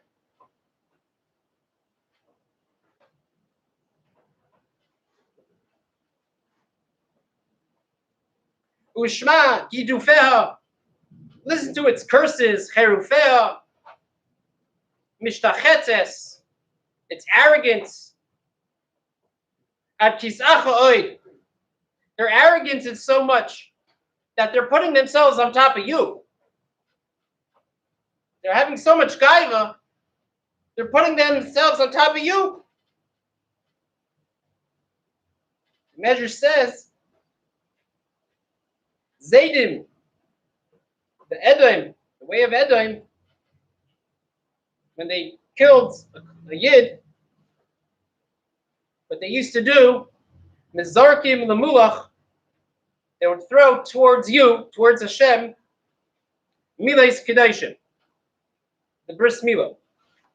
They'd butcher the corpse, mutilate it, cut off the bris milah, and they'd throw the bris milah up at Hashem. They'd say, Hashem, this is what you wanted. Here, have it. Alecha alais. They're provoking you. Their anger is aimed at you. So, how long, Hashem, do you have to be so patient? How much do you have to put up with? Do it for yourself.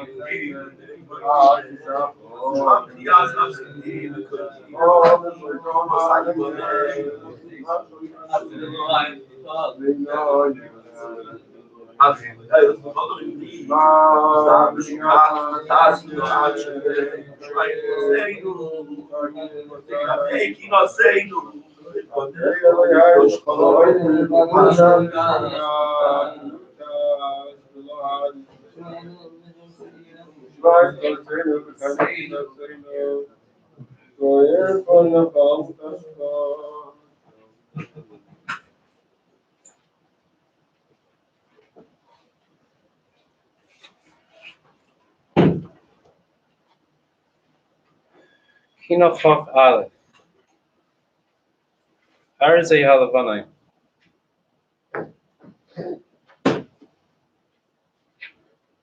We cannot begin to mourn and think about what we've had and what we lost without imagining our great, great Torah giants that we used to have. Our Torah leaders. Tzaddik Yesod Olam. Their schus is a protection for us. Here we have Kinnos about the Asara Haruge Malchus. It misses the last two are missing. It only talks about 8. Rabbi Chanina ben Chachinai and Rabbi Yehuda ben Dama it does not talk about. Pasuk in Tehillim. Neira Elikim mimikdoshecha. Hashem is Neira, is feared from his Mikdash, from his Beis HaMikdash.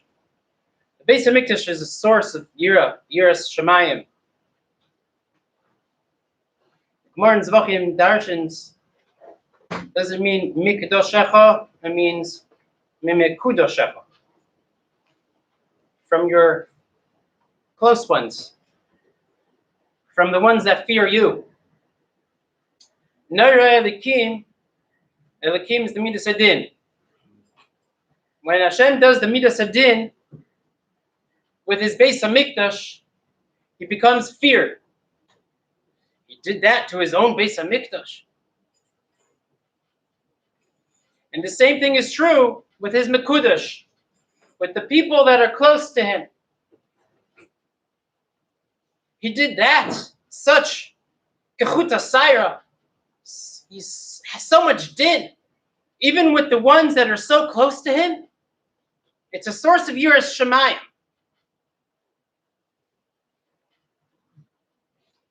And we're meant to think about these Maradika people, to think about how they lived, and to think about how they died, and to chop inspiration from it.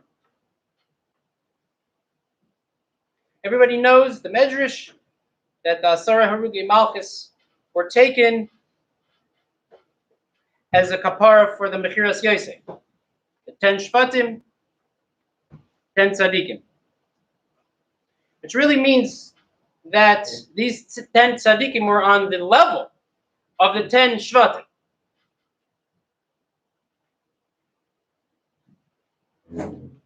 Now these were all Tanoim around the time of the second Beis Hamikdash destruction. Some of them a little bit before, some of them like 60 years afterwards. But these Tanoim, if you read the Gemaras and the Midrashim, the mysterious nefesh that they had in their dying breaths is amazing. The first one was Rabbi Shimon ben Gamliel. He was the great-grandson of Hillel. He was the Nasi, a descendant of David. And next was Rabbi Yishmael ben Elisha. He was the Kohen Gadol. Now, Rabbi Yishmael ben Elisha, the Medrash says, was one of the 7 people that had a face like a malach. His face was like Adam Arisha. Had a gorgeous, beautiful face, shined like a malach. Everybody knows the famous story. Rabbi Shmuel ben Elisha wraps himself in a talis, puts on tefillin, he's matire himself. He says Hashem Hashem, he uses the Shemis HaKadoshim, and he gets lifted up into Shemayim. And he meets Gabriel, Malach Gabriel. And he says, Gabriel, is it true that there's a gezer that we're meant to be killed? So Gabriel says, what are you going to do about it? He says, well, if it's not from Hashem, then I'll use Shemis, I'll say the Shemis of Hashem, and I'll be Mabatal the gezer. I'll get rid of it. So Gabriel says, yeah, no taka, it's coming from Hashem. So we see already that Rabbi Shmuel ben Elisha having a conversation with Gabriel. He's like a malach. He's like a malach. After Rabbi Gamliel got killed, Rabbi Shmuel ben Elisha takes Rabbi Gamliel's head into his lap and he starts crying. So they say to him, why are you crying over him? Shouldn't you be crying over yourself? You're about to be killed. He said, I'm crying because Rabbi Gamliel, he became a bigger Talmid Chacham than I did. The Gemara talks about how brilliant Rabbi Shmuel ben Elisha was, how much of a Chacham he was, even as a child. But okay, but to some degree, Rabbi Shmuel ben Gamliel, he became greater. And he got to the Yeshiva Shel Ma'ala first. He's about to get killed, and that's why he's crying. He's crying that someone else became greater than he. So they start scraping off, peeling off his skin. And he's quiet. Not a peep. He accepts it. Medrash tells us that when they heard the news, they had a simcha. They're going to be a korban. It's like being a korban. He was quiet. But they got to the place of where he puts his tefillin. And he starts crying bitter, bitter screams. Why was he crying? Because the mitzvah of tefillin is being taken away from me.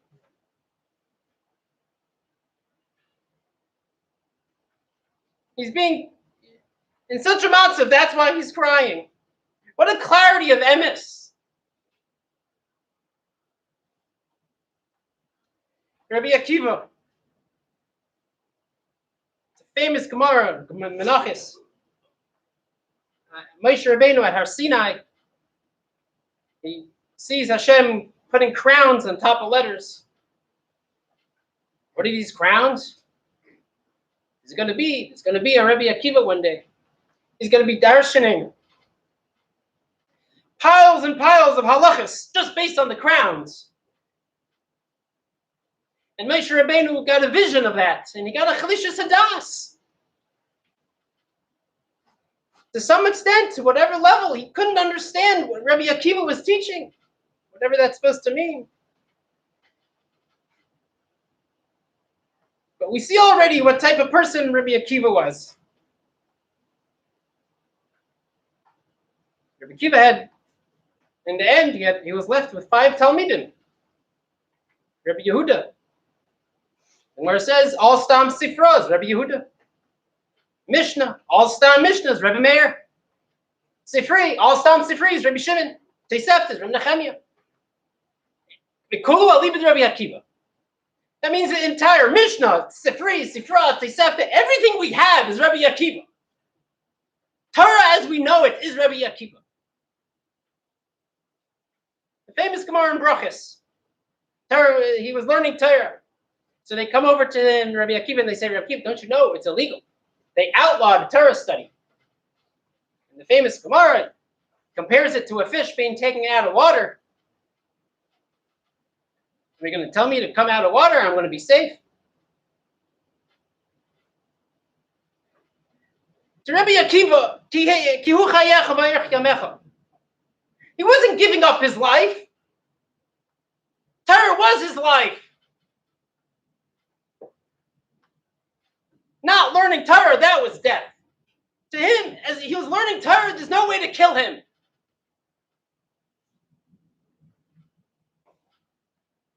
And as they were with their iron combs raking him,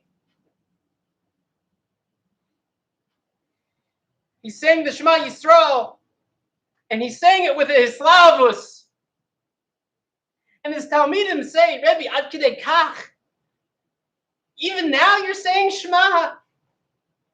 And Rabbi Akiva says, the famous Gemara, he says, I've been waiting my whole life to do this mitzvah. To love him with my whole life.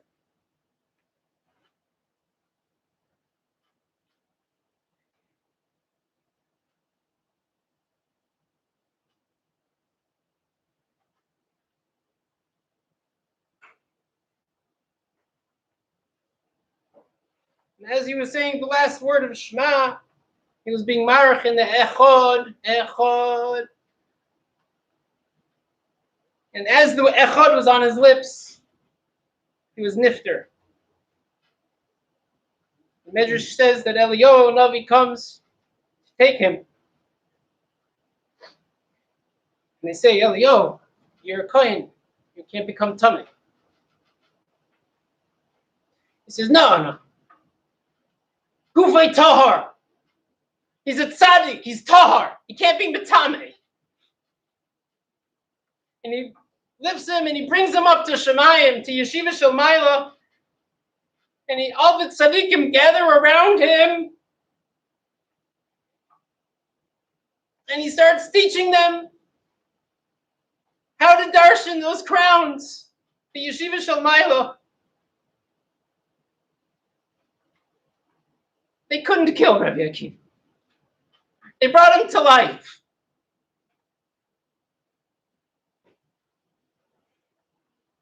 The next one is Chanina ben Tradia. Gemara in Avodah Zarah talks all about it. Very interesting Gemara. Daf Yud Ches. He was a Gabi Tzedakah.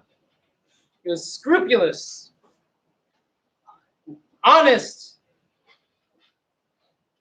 And the Gemara records a conversation he had there with Rabbi Yossi ben Kisma. Rabbi Yossi ben Kisma says, "You're learning. Don't you know the Romans are gonna? They outlawed it." So Rabbi Chanina ben Trajin said, "Min hashamayim yiracham. I'll be samech al hanes.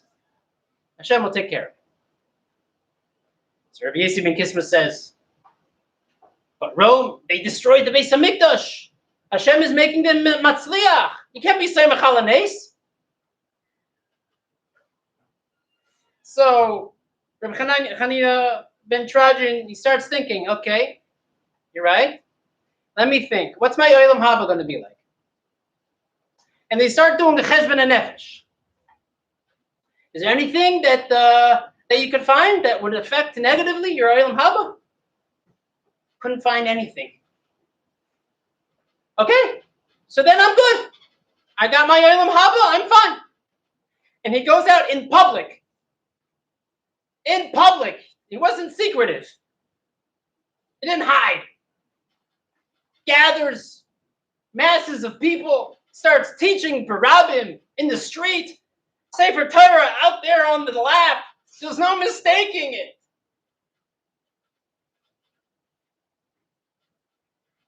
When the Romans catch him, they say, why are you teaching? Why are you teaching Torah? He says, Kasher tzivani elikai. He didn't make excuses. He was bold. He was a mechutzif. I'm doing what Hashem commanded me to do. He wasn't embarrassed. He wasn't hiding. Kasher tzivani elikai. So they wrap him in the Sefer Torah, bundles of branches, and they light the fire, and they're burning him with his Sefer Torah. And his daughter sees him, and his daughter says, Abba, this is Torah, this is the schar, this is the reward you get for a life of Torah study. So Rabbi Chanina ben Trajin said, if I would be burnt alone, you'd be right. It would be kosher. I would have a hard time. I would have a hard time grappling with it if I would be alone. But I'm not being burnt alone. I'm being burnt together with the Sefer Torah. And when Hashem comes to claim, to avenge the honor of this Sefer Torah, He's going to come avenge my honor too. You see, when Chanina ben Trajin, he became synonymous with Torah. His Mesiras Nefesh, when Hashem comes for the honor of Torah, He's coming for the honor of Chanina ben Trajin. They're inseparable. He became Torah.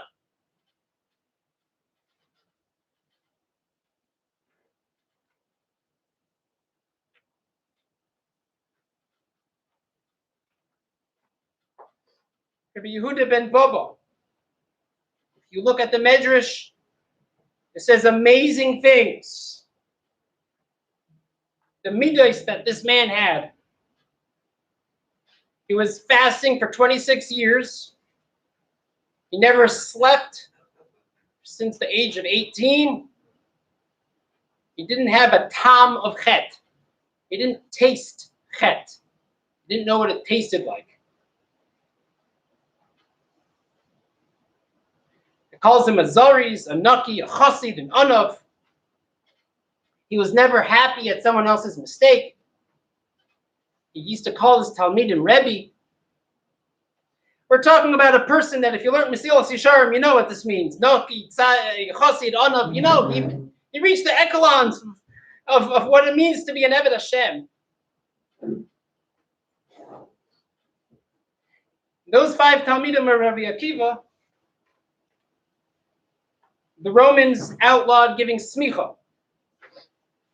In order to be a judge in Dan Dine Knossos, you had to be a samuch. From Moshe Rabbeinu. Ish after ish.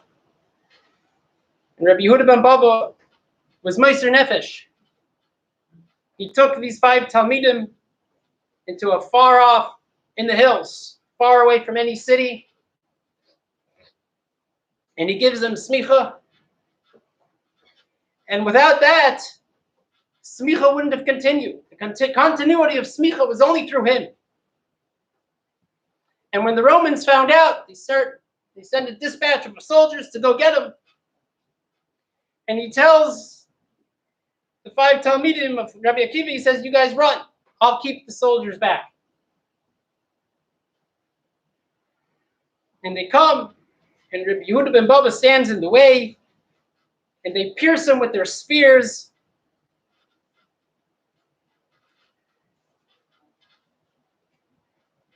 "13 spears. A Mesiras Nefesh for there being a smicha.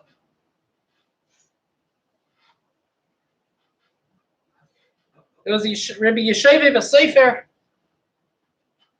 When he passed away, there was a baskol that he was mekayim the entire Torah.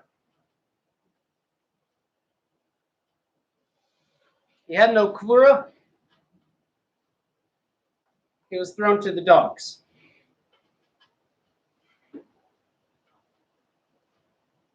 Rabbi Chutzpi's Hamiturgman. He was on the madreg of Yonasan ben Uziah. When he spoke Torah, a bird was flying by, he would get burnt up from the hevel of his mouth, the kedusha of his Torah. He was 130 minus 1 day. If he would have lived 1 more day, it would have been 130. So he says, let me live 1 more day. Why do you want to live 1 more day? I want to be able to say Kriya Shema 2 more times. He lived for the Kriya Shema. He didn't just get it out of the way in the morning. That's why he lived. Why do you want to live? In order to say Kriya Shema. His tongue was cut out. He was stoned and hanged.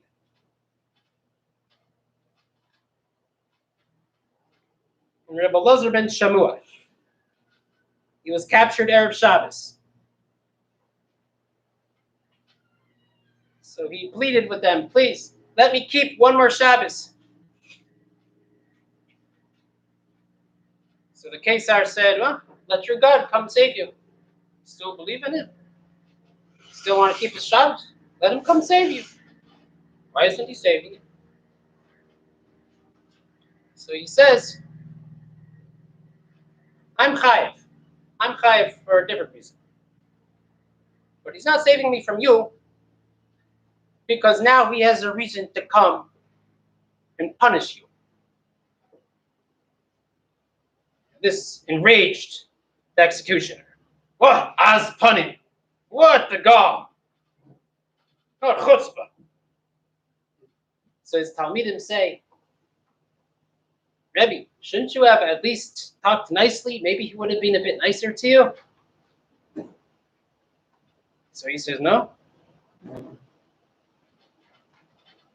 Halach is Chanifa. Chanifa.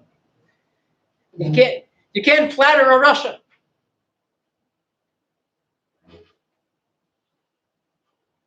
You realize his commitment, and even in his last breaths, he wasn't willing to speak nicely because it was wrong. You can't speak Hanifa, flattery to a Russian. He was saying Kiddush, and he was saying it, singing it. Vayechulu Hashemayim. He wasn't just saying it, he was saying it. And the executioner is waiting and waiting. Finally, they lose patience. And as he's finishing Vayechulu Asher Bara Elokim, he gets killed. Bara Elokim were the last words on his lips. They weren't willing to give up any iota of mitzvah, even in the last, as they were dying, as they were being tortured to death. Chanina ben Tradian, I'll go back to him, because he was on the fire. His Talmidim say to him, at least open up your mouth so the fire can come in and burn you quicker. No. Hashem gave me my neshama. I'll let Hashem take it. It's usher to be chovel. It's usher to harm yourself. He's on the fire burning, and he's worried about doing a chavala because Hashem said you can't harm yourself. The Mesiras Nefesh they had for Torah.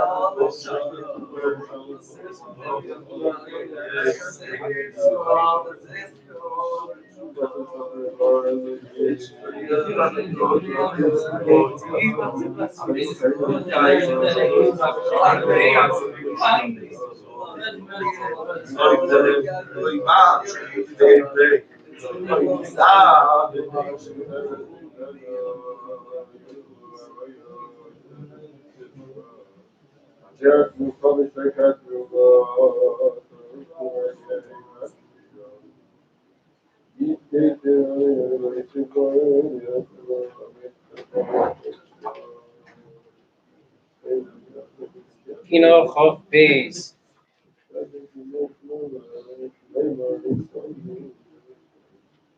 Kino Chof Beis was written about Gezeres Tatnav. Gezeres Tatnav was in 1096.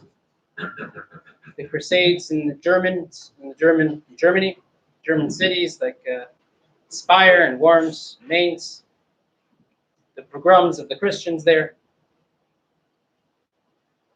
And as been mentioned before, we're not just crying here over a one-time event. We're crying over centuries and centuries of persecution. And it really takes a lot of koyach for us. We're living in such comfort here in America. We really have to think about what was, because it was so different than what we have.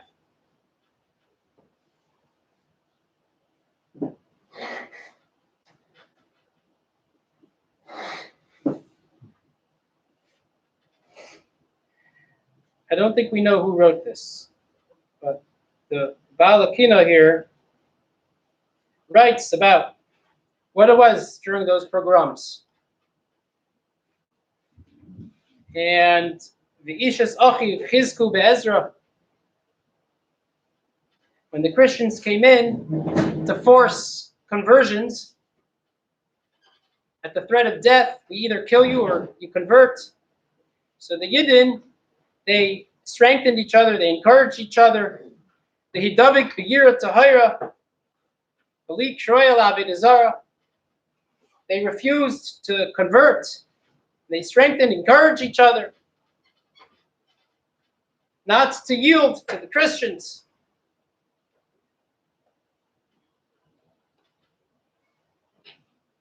And there are parents with their children, and the parents turned to their children and they said, "Lezochinu legadelchem latera."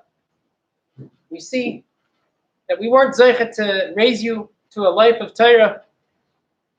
Nakrivchem ka'ela v'achtara. So instead, we'll bring you up as a korban. V'nizka yimachem la'ira. And together, we'll be zeiche to olam haba. Hatzfuna mein kail. That light, that dvekus, that schar in olam haba. And the parents with the children, instead of converting, they killed their own children. And they gave themselves to death. They were Mesiras Nefesh, they're emulating the footsteps of their forefathers, the predecessors, like we just read in the last keynote.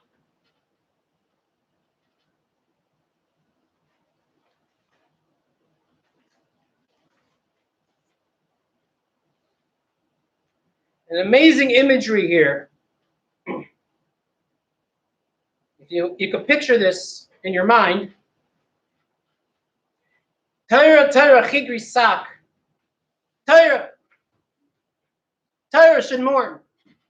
When the Talmidei Chachamim got killed in these pogroms, in these crusades, Torah should mourn over its loss. Al Taivsei Mishaitayich. Imagine you're in a boat out at sea in the middle of the ocean, raging waters, and the people that man the oars are gone. They go missing. The people that man the nets, they're gone. Malachayach, your sailors, they gone. Chayvlayach, the people that man the ropes of the ship, they go missing. The Mayim Adirim, in these raging stormy sea. You're just wandering out there in this ship. That's how we feel without our Torah leaders. We're lost at sea. Miyafari Kavayis, who's going to answer all our questions? Megali Mistarim, who's going to explain to us all the secrets of the Torah?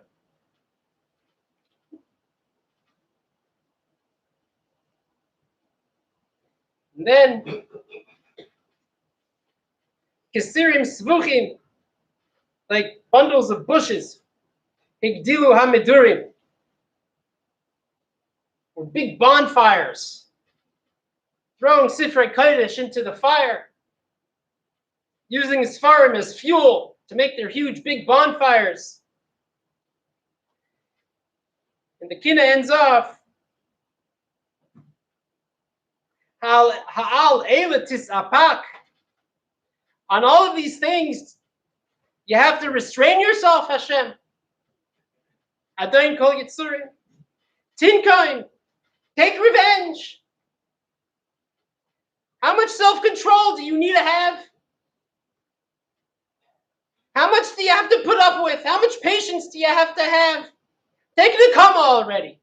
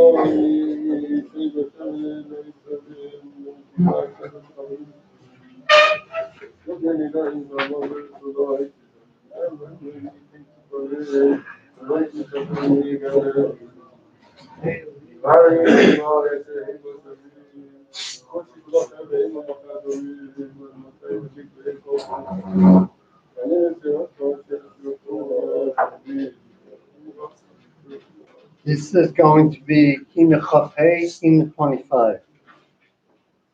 This is a very, very powerful keynote. Because of the hour, we're not going to go through it line by line, just a few comments. First is the halacha. One of the prohibitions of Tisha, as you all know, is not to learn Torah.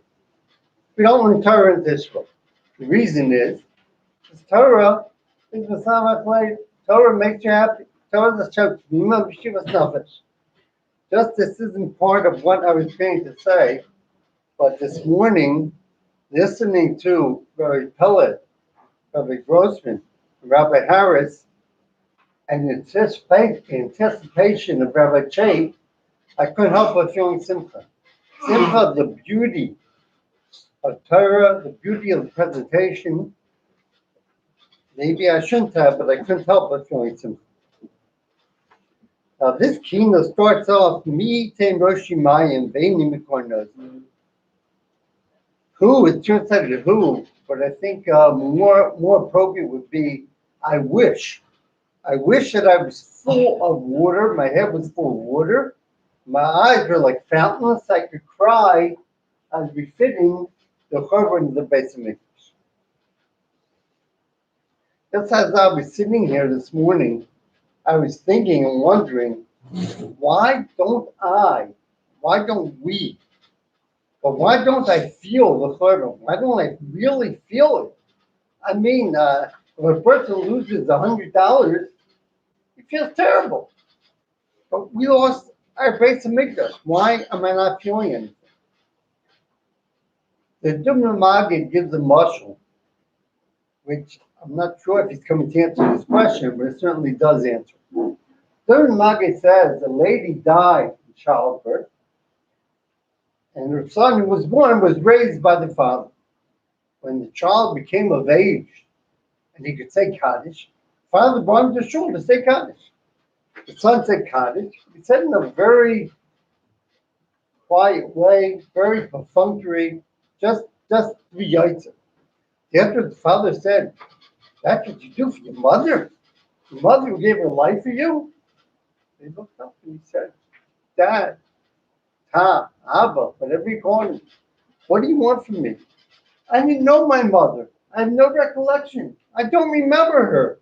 How could I have feelings? So it is with us. We didn't see the Beis Mikdash. We didn't see the glory. We didn't feel the closeness of the Shekhinah, the Kedusha of the Shekhinah. What do you expect from us? But yet, it is expected of us to realize what we lost, to realize what we had. After the Shoah, after the Holocaust, people came to the Brisker Rav, who was in Eretz Israel, and they said, we want to make a fast day. We want to make a zikaron. We want to make something to memorialize the millions of Yidden who died. And Brisker Rav, in the answer, showed them this kina. In this kina is mentioned many tragedies, mainly the tragedies that took place in Germany, not in the Holocaust, but over 1,000 years ago. The cities of Ashpira, these were all big, great cities. Ashpira and Varmizia, which is Worms, and what's the third city that's mentioned? Magentia. Three great cities that were destroyed by the Crusaders in the First Crusade, and Jews were brutally tortured and murdered, and it was a terrible thing. And the people of that time wanted to make a memorial, wanted to set a day of memorial. And the answer was, the McCoyning uses the words, they're very powerful words, that's why I want to find them. Basically, he said you can't do that, you can't make a new day of mourning. And his words are, as soon as I find them,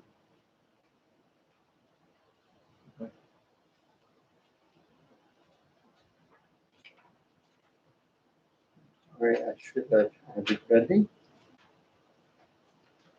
Okay, I'm getting close.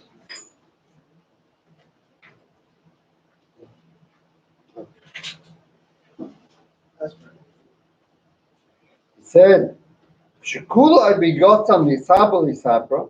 The mourning we should have is the same as Kispivas Beis Elkeinu, same as our Beis Mikdash. But you can't add any extra days. You can't make up your own days. But what is the day of mourning? Instead of making a new day, this day of Tisha B'Av will be the day of mourning. We don't need a new day for the cities of Germany. We already have a day of mourning of Tisha B'Av. I believe that also the point is that all the tzaras that we have, the ones that happened then, the Crusades, the ones that happened closer to us, the Holocaust, the expulsion from Spain, all of them come from the Churban Beis Mikdash. Were it not for the Churban Beis Mikdash, we wouldn't have any of these tzaras. So therefore, the proper day to commemorate these tzaras is the day of Tisha B'Av.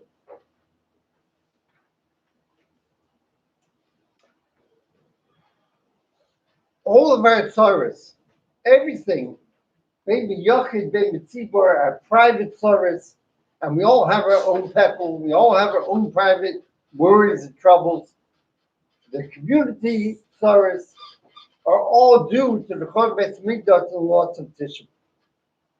And look at this last year, how many losses we've had in 1 year, a lifetime of troubles combined in 1 year. Of course, we had the COVID that we all know about. Look how many Rabbanim, Tzaddikim, Chashva of our people died and suffered during the COVID. And each life, certainly the Yiddish lives, but all lives, look what we went through. And it all comes from Tisha B'Av. More recently, the terrible tragedy in Meron.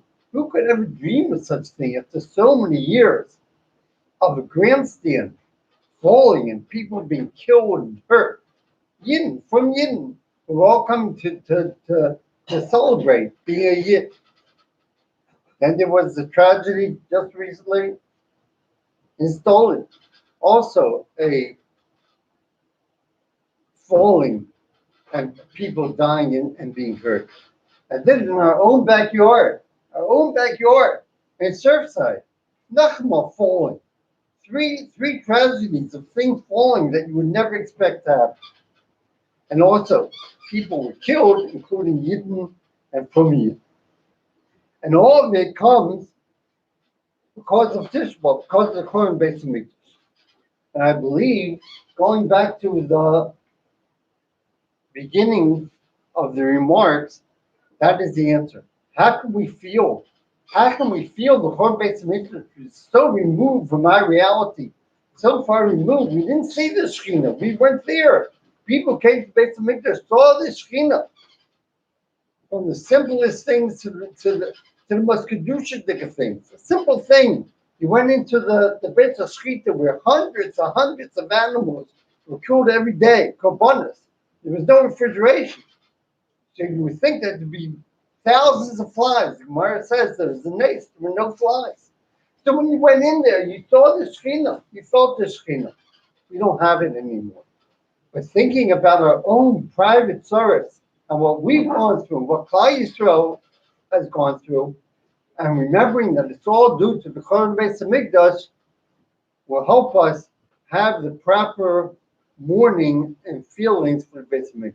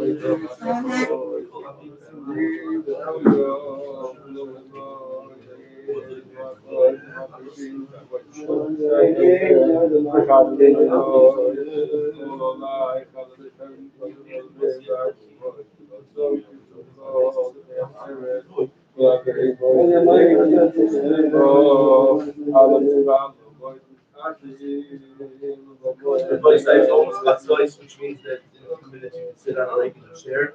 We're going to continue with the Kinnos. It's not a big mitzvah to stop in the middle. It's not a big avera either. And we're going to continue with our program. We have a few more Kinnos left, including the B'tzeisim Mitzrayim Yerushalayim. And Rabbi Chet is going to share with us the Regis Oirus and Chizuk. And Kinnet Chavav 26, we learned about a special medrash which we're familiar with. There's a famous song about it. We know the greatest of the schusim is the schus avos.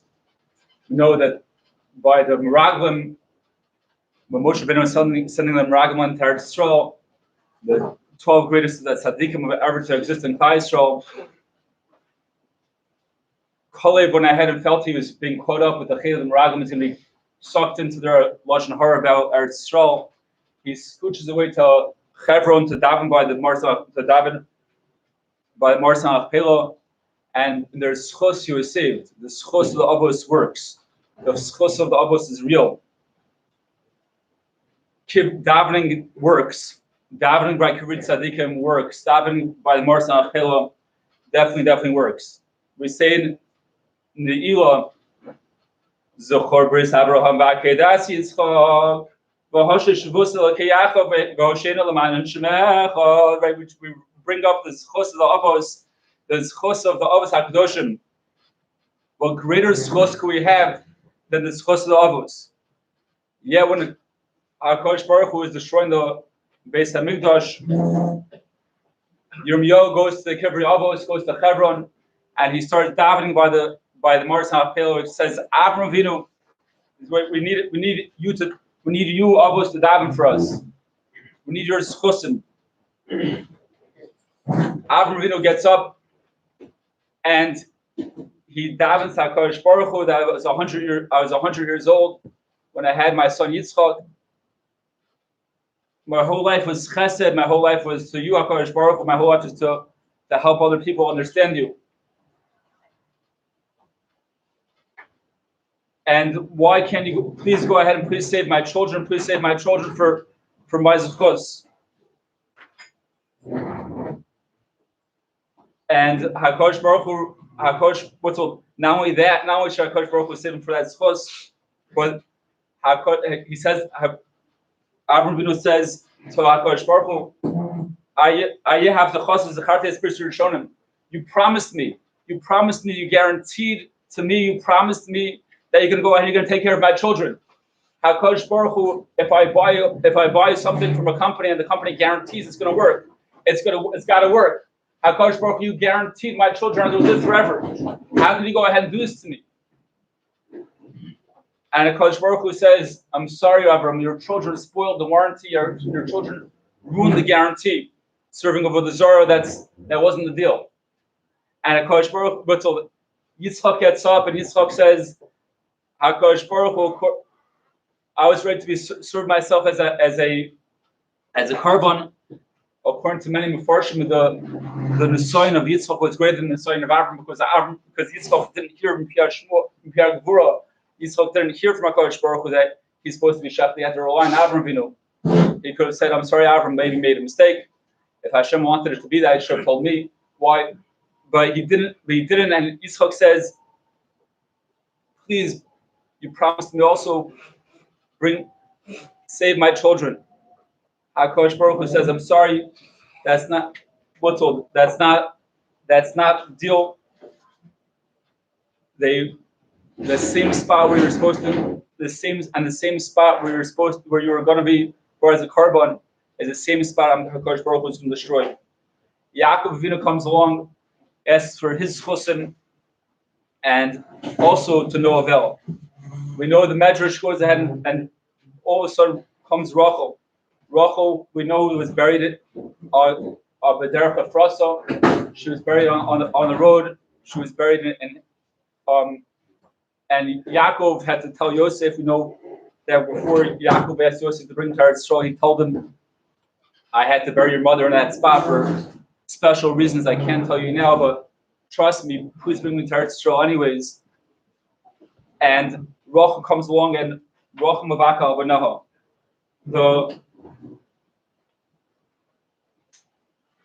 The power of being Mavatar, the power of giving up for someone else, is the power of Rachel. But just one extra point to bring out is that the cheshbon, the calculation of Rachel being buried in that spot, predates the korban by hundreds and hundreds of years. And HaKadosh Baruch Hu knew, he put the refuah before the makom. He put the refuah that Rachel had to die in that spot. Yaakov, for whatever reason, had to bury Rachel in that spot. And HaKadosh Baruch Hu knew this is his chus.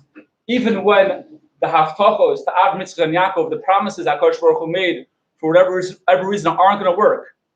And even when Chayesra is in such bad shape that the schus Rishonim aren't working, still there's still a HaKadosh Baruch Hu, even in such a scenario, HaKadosh Baruch Hu is planting the refuah. HaKadosh Baruch Hu is pre-planning how he's going to save Chayesra. I heard from Rabbi Obam a very powerful, very quick verb that Tisha B'Av is Tisha B'Av, is the 9th of Av. Of course, is the father. And HaKadosh Baruch Hu, even when he's punishing us during the month of Av, during Tisha B'Av, he's still our Av, he's still Avinu Av Rachman. And he still cares for us, he still concerns for us, and he's still preparing our refuah of Lofnei L'Maka way before. And no matter how desperate our situation is, we should always remember it's coming from a good place for the reasons we don't understand now, we may never understand, but it's always being, our own sorrows in our own life is always being done for a very constructive reason. Kinnos.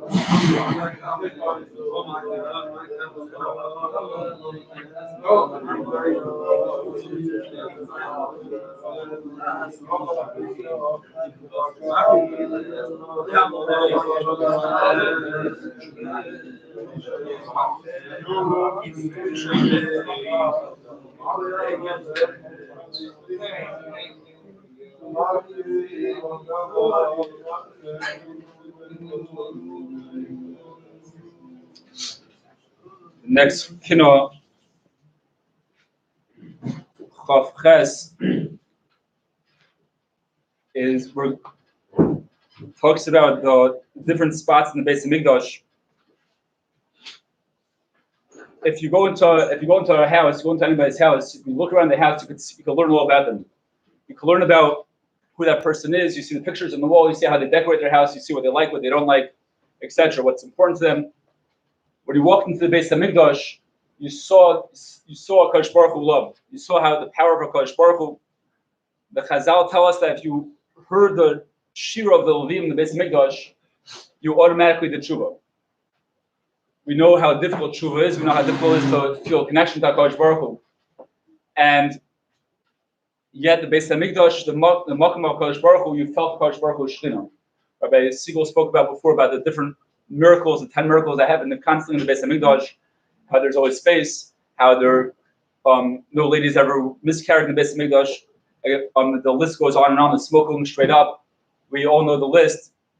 And that same exact spot that was Mesugel, that was so appropriate for such kedusha, turned into the same exact spot, turned into such a makom of tumah and a makom of destruction. The short mashal for that is I have a family member who was her pride and joy was always to go ahead and to feed her family. And to go ahead and guests will come and she'll go ahead and shower them with gifts upon gifts and food upon food. For whatever reason, her house went desolate for many, many years. And someone walked into the house and saw that rats were eating out of the same kitchen. She would feed her family. That's a similar feeling of the kedusha of the Beis Hamikdash, the feeling the presence of HaKadosh Baruch Hu being turned over in a horrible fashion. Kinnos Chav Ches.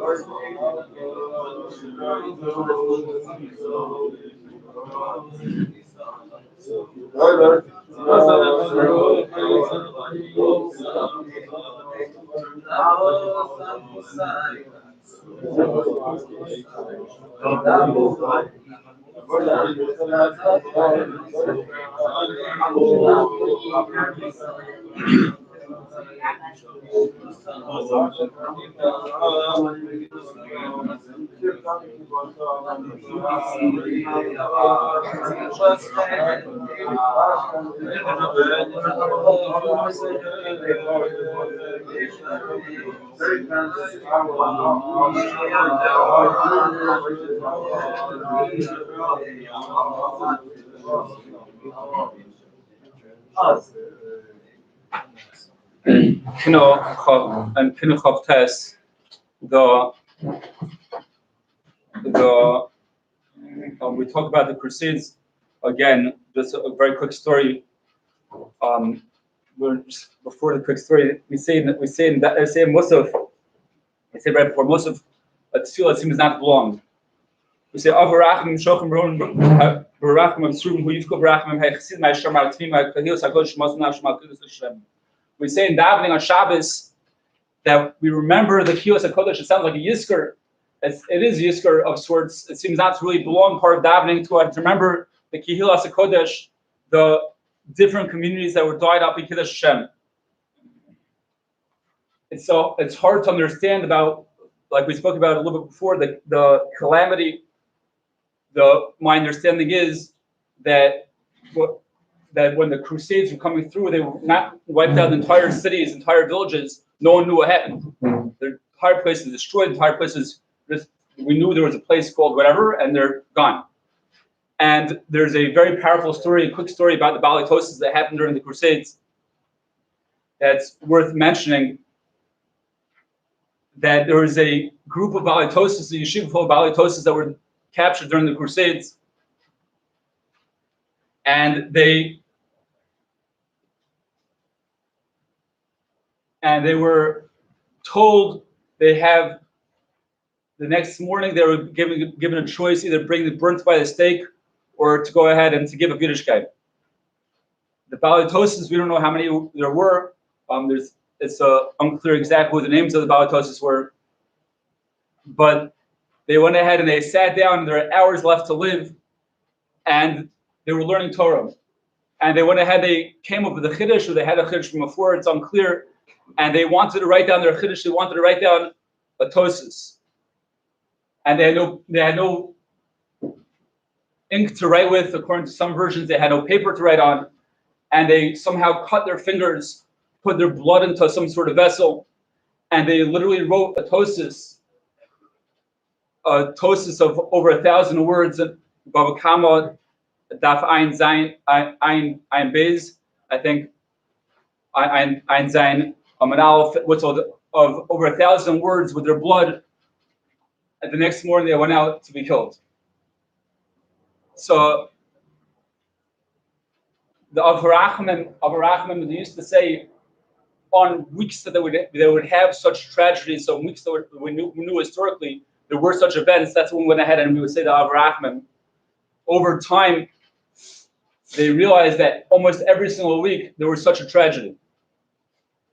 Almost every single week there was a event, a massive event similar to this, of epic proportions, and we say in Avarach Hana Oven Benachmodim Bechayev V'Mosem Lo Nifkadu. These Balitosis and these Kilos HaKodesh were beloved in their lifetime. They were beloved Achar Misa. Yisharm Kalum, they were lighter than eagles. Their strength were exceeding lions. The incredible humans, incredible mysterious nefesh that these Balitosis had, and so many other kilos had also. HaKadosh Baruch Hu should go ahead and Yisrael Kim Lotov. HaKadosh Baruch Hu should remember all of them for good. Im Shar Tzadiki Olam. HaKadosh Baruch Hu should continue to go ahead and to avenge the blood of all the generations that were avenged.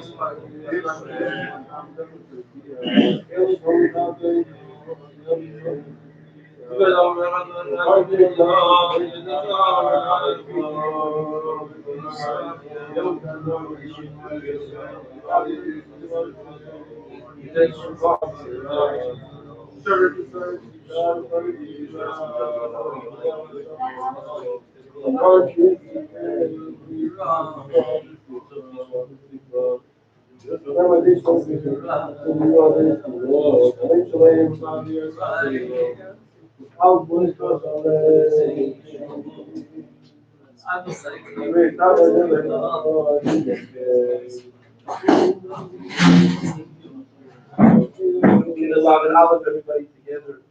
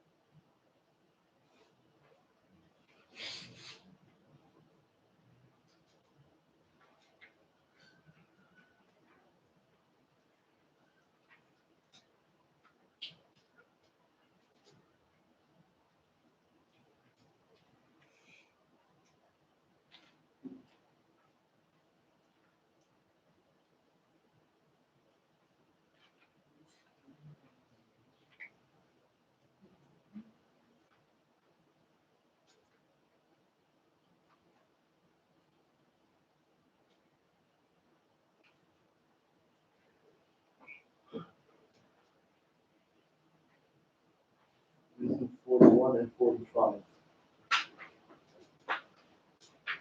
Those two are the last of the Kinnos before the One's for the children of your worldwide.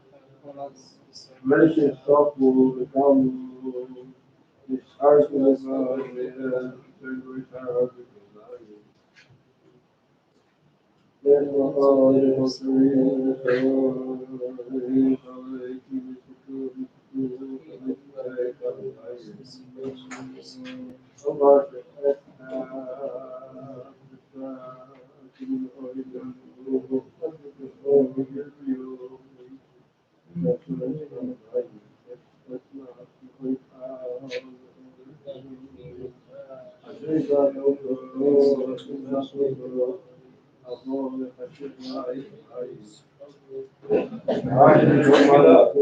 45, men, hey, everyone together.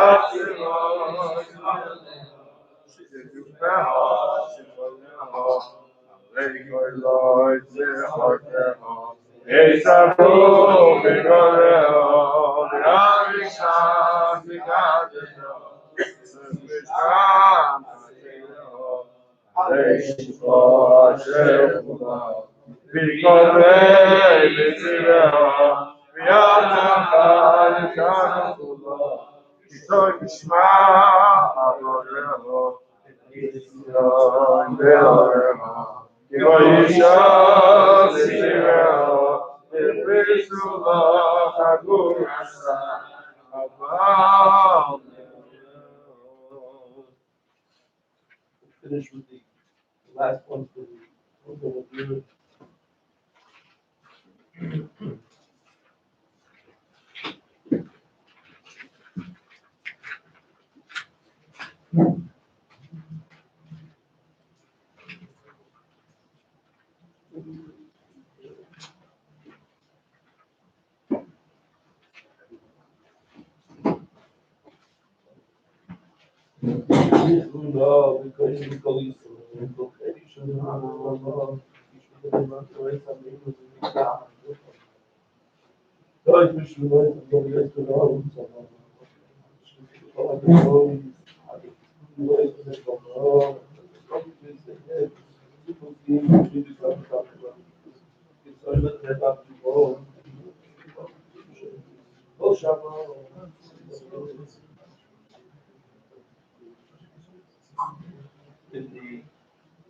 interlinear is on page 510.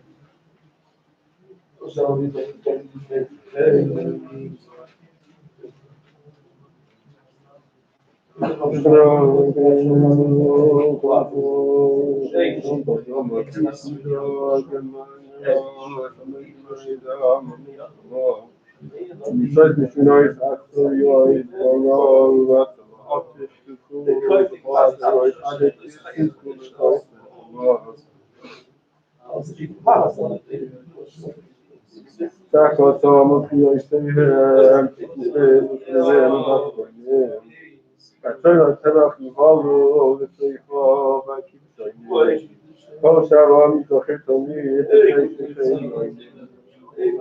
to Israel, Moshe Nashama, Beneo Adonai, Moshe Yishiva, Samuel, Amalei Amchoshama, every go into the Koshim, Sarugum, Yodamos, May you Lord Makim Jakim, Lachom Milwadama, the Kandik was tough, Oshem, Moise Yakom, all the father of Midrash, so it's not taking it. I'm going to face over like the dawn, my name is Roy. So who is Mr. Say, Tito, Ben Hego, Shalem Avez, Avero, you think of him like you. Talking to my godma, they are your Lord.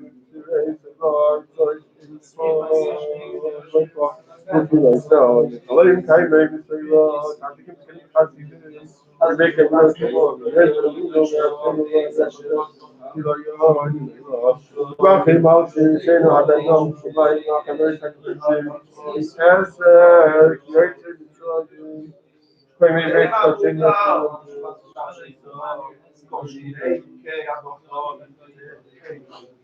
as a Hemaster, Ace Asher, all your sons, all your men, all your brothers, to say, Apple Dog, Simafuna, Postway, Apple, today, Melech, my Georgia, my day, Isaac, so we look up high, oh, yeah, we come to face, Holy Ghost, oh, my God, we did hug him by him, the Radno is all that story is not lay up there, of him, give my hands up for God. That's right, because he came for you. That's the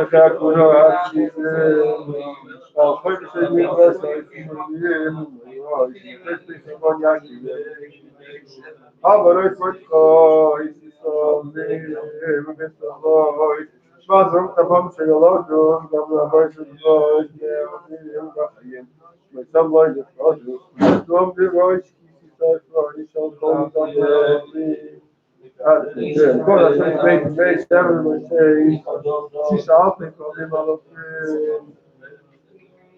she all the way, the God,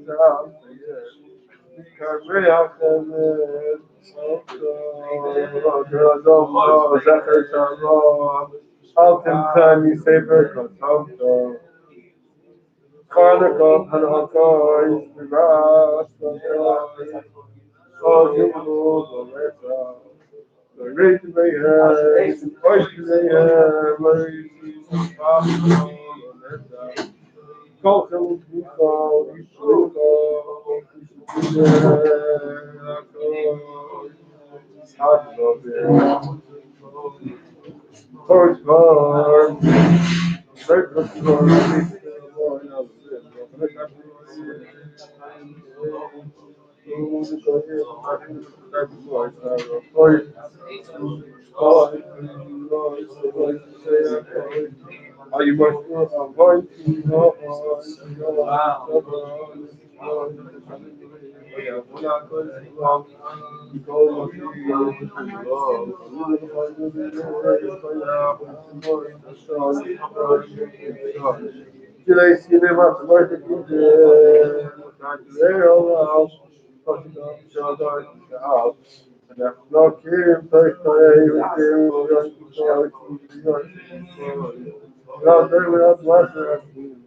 if I'm supposed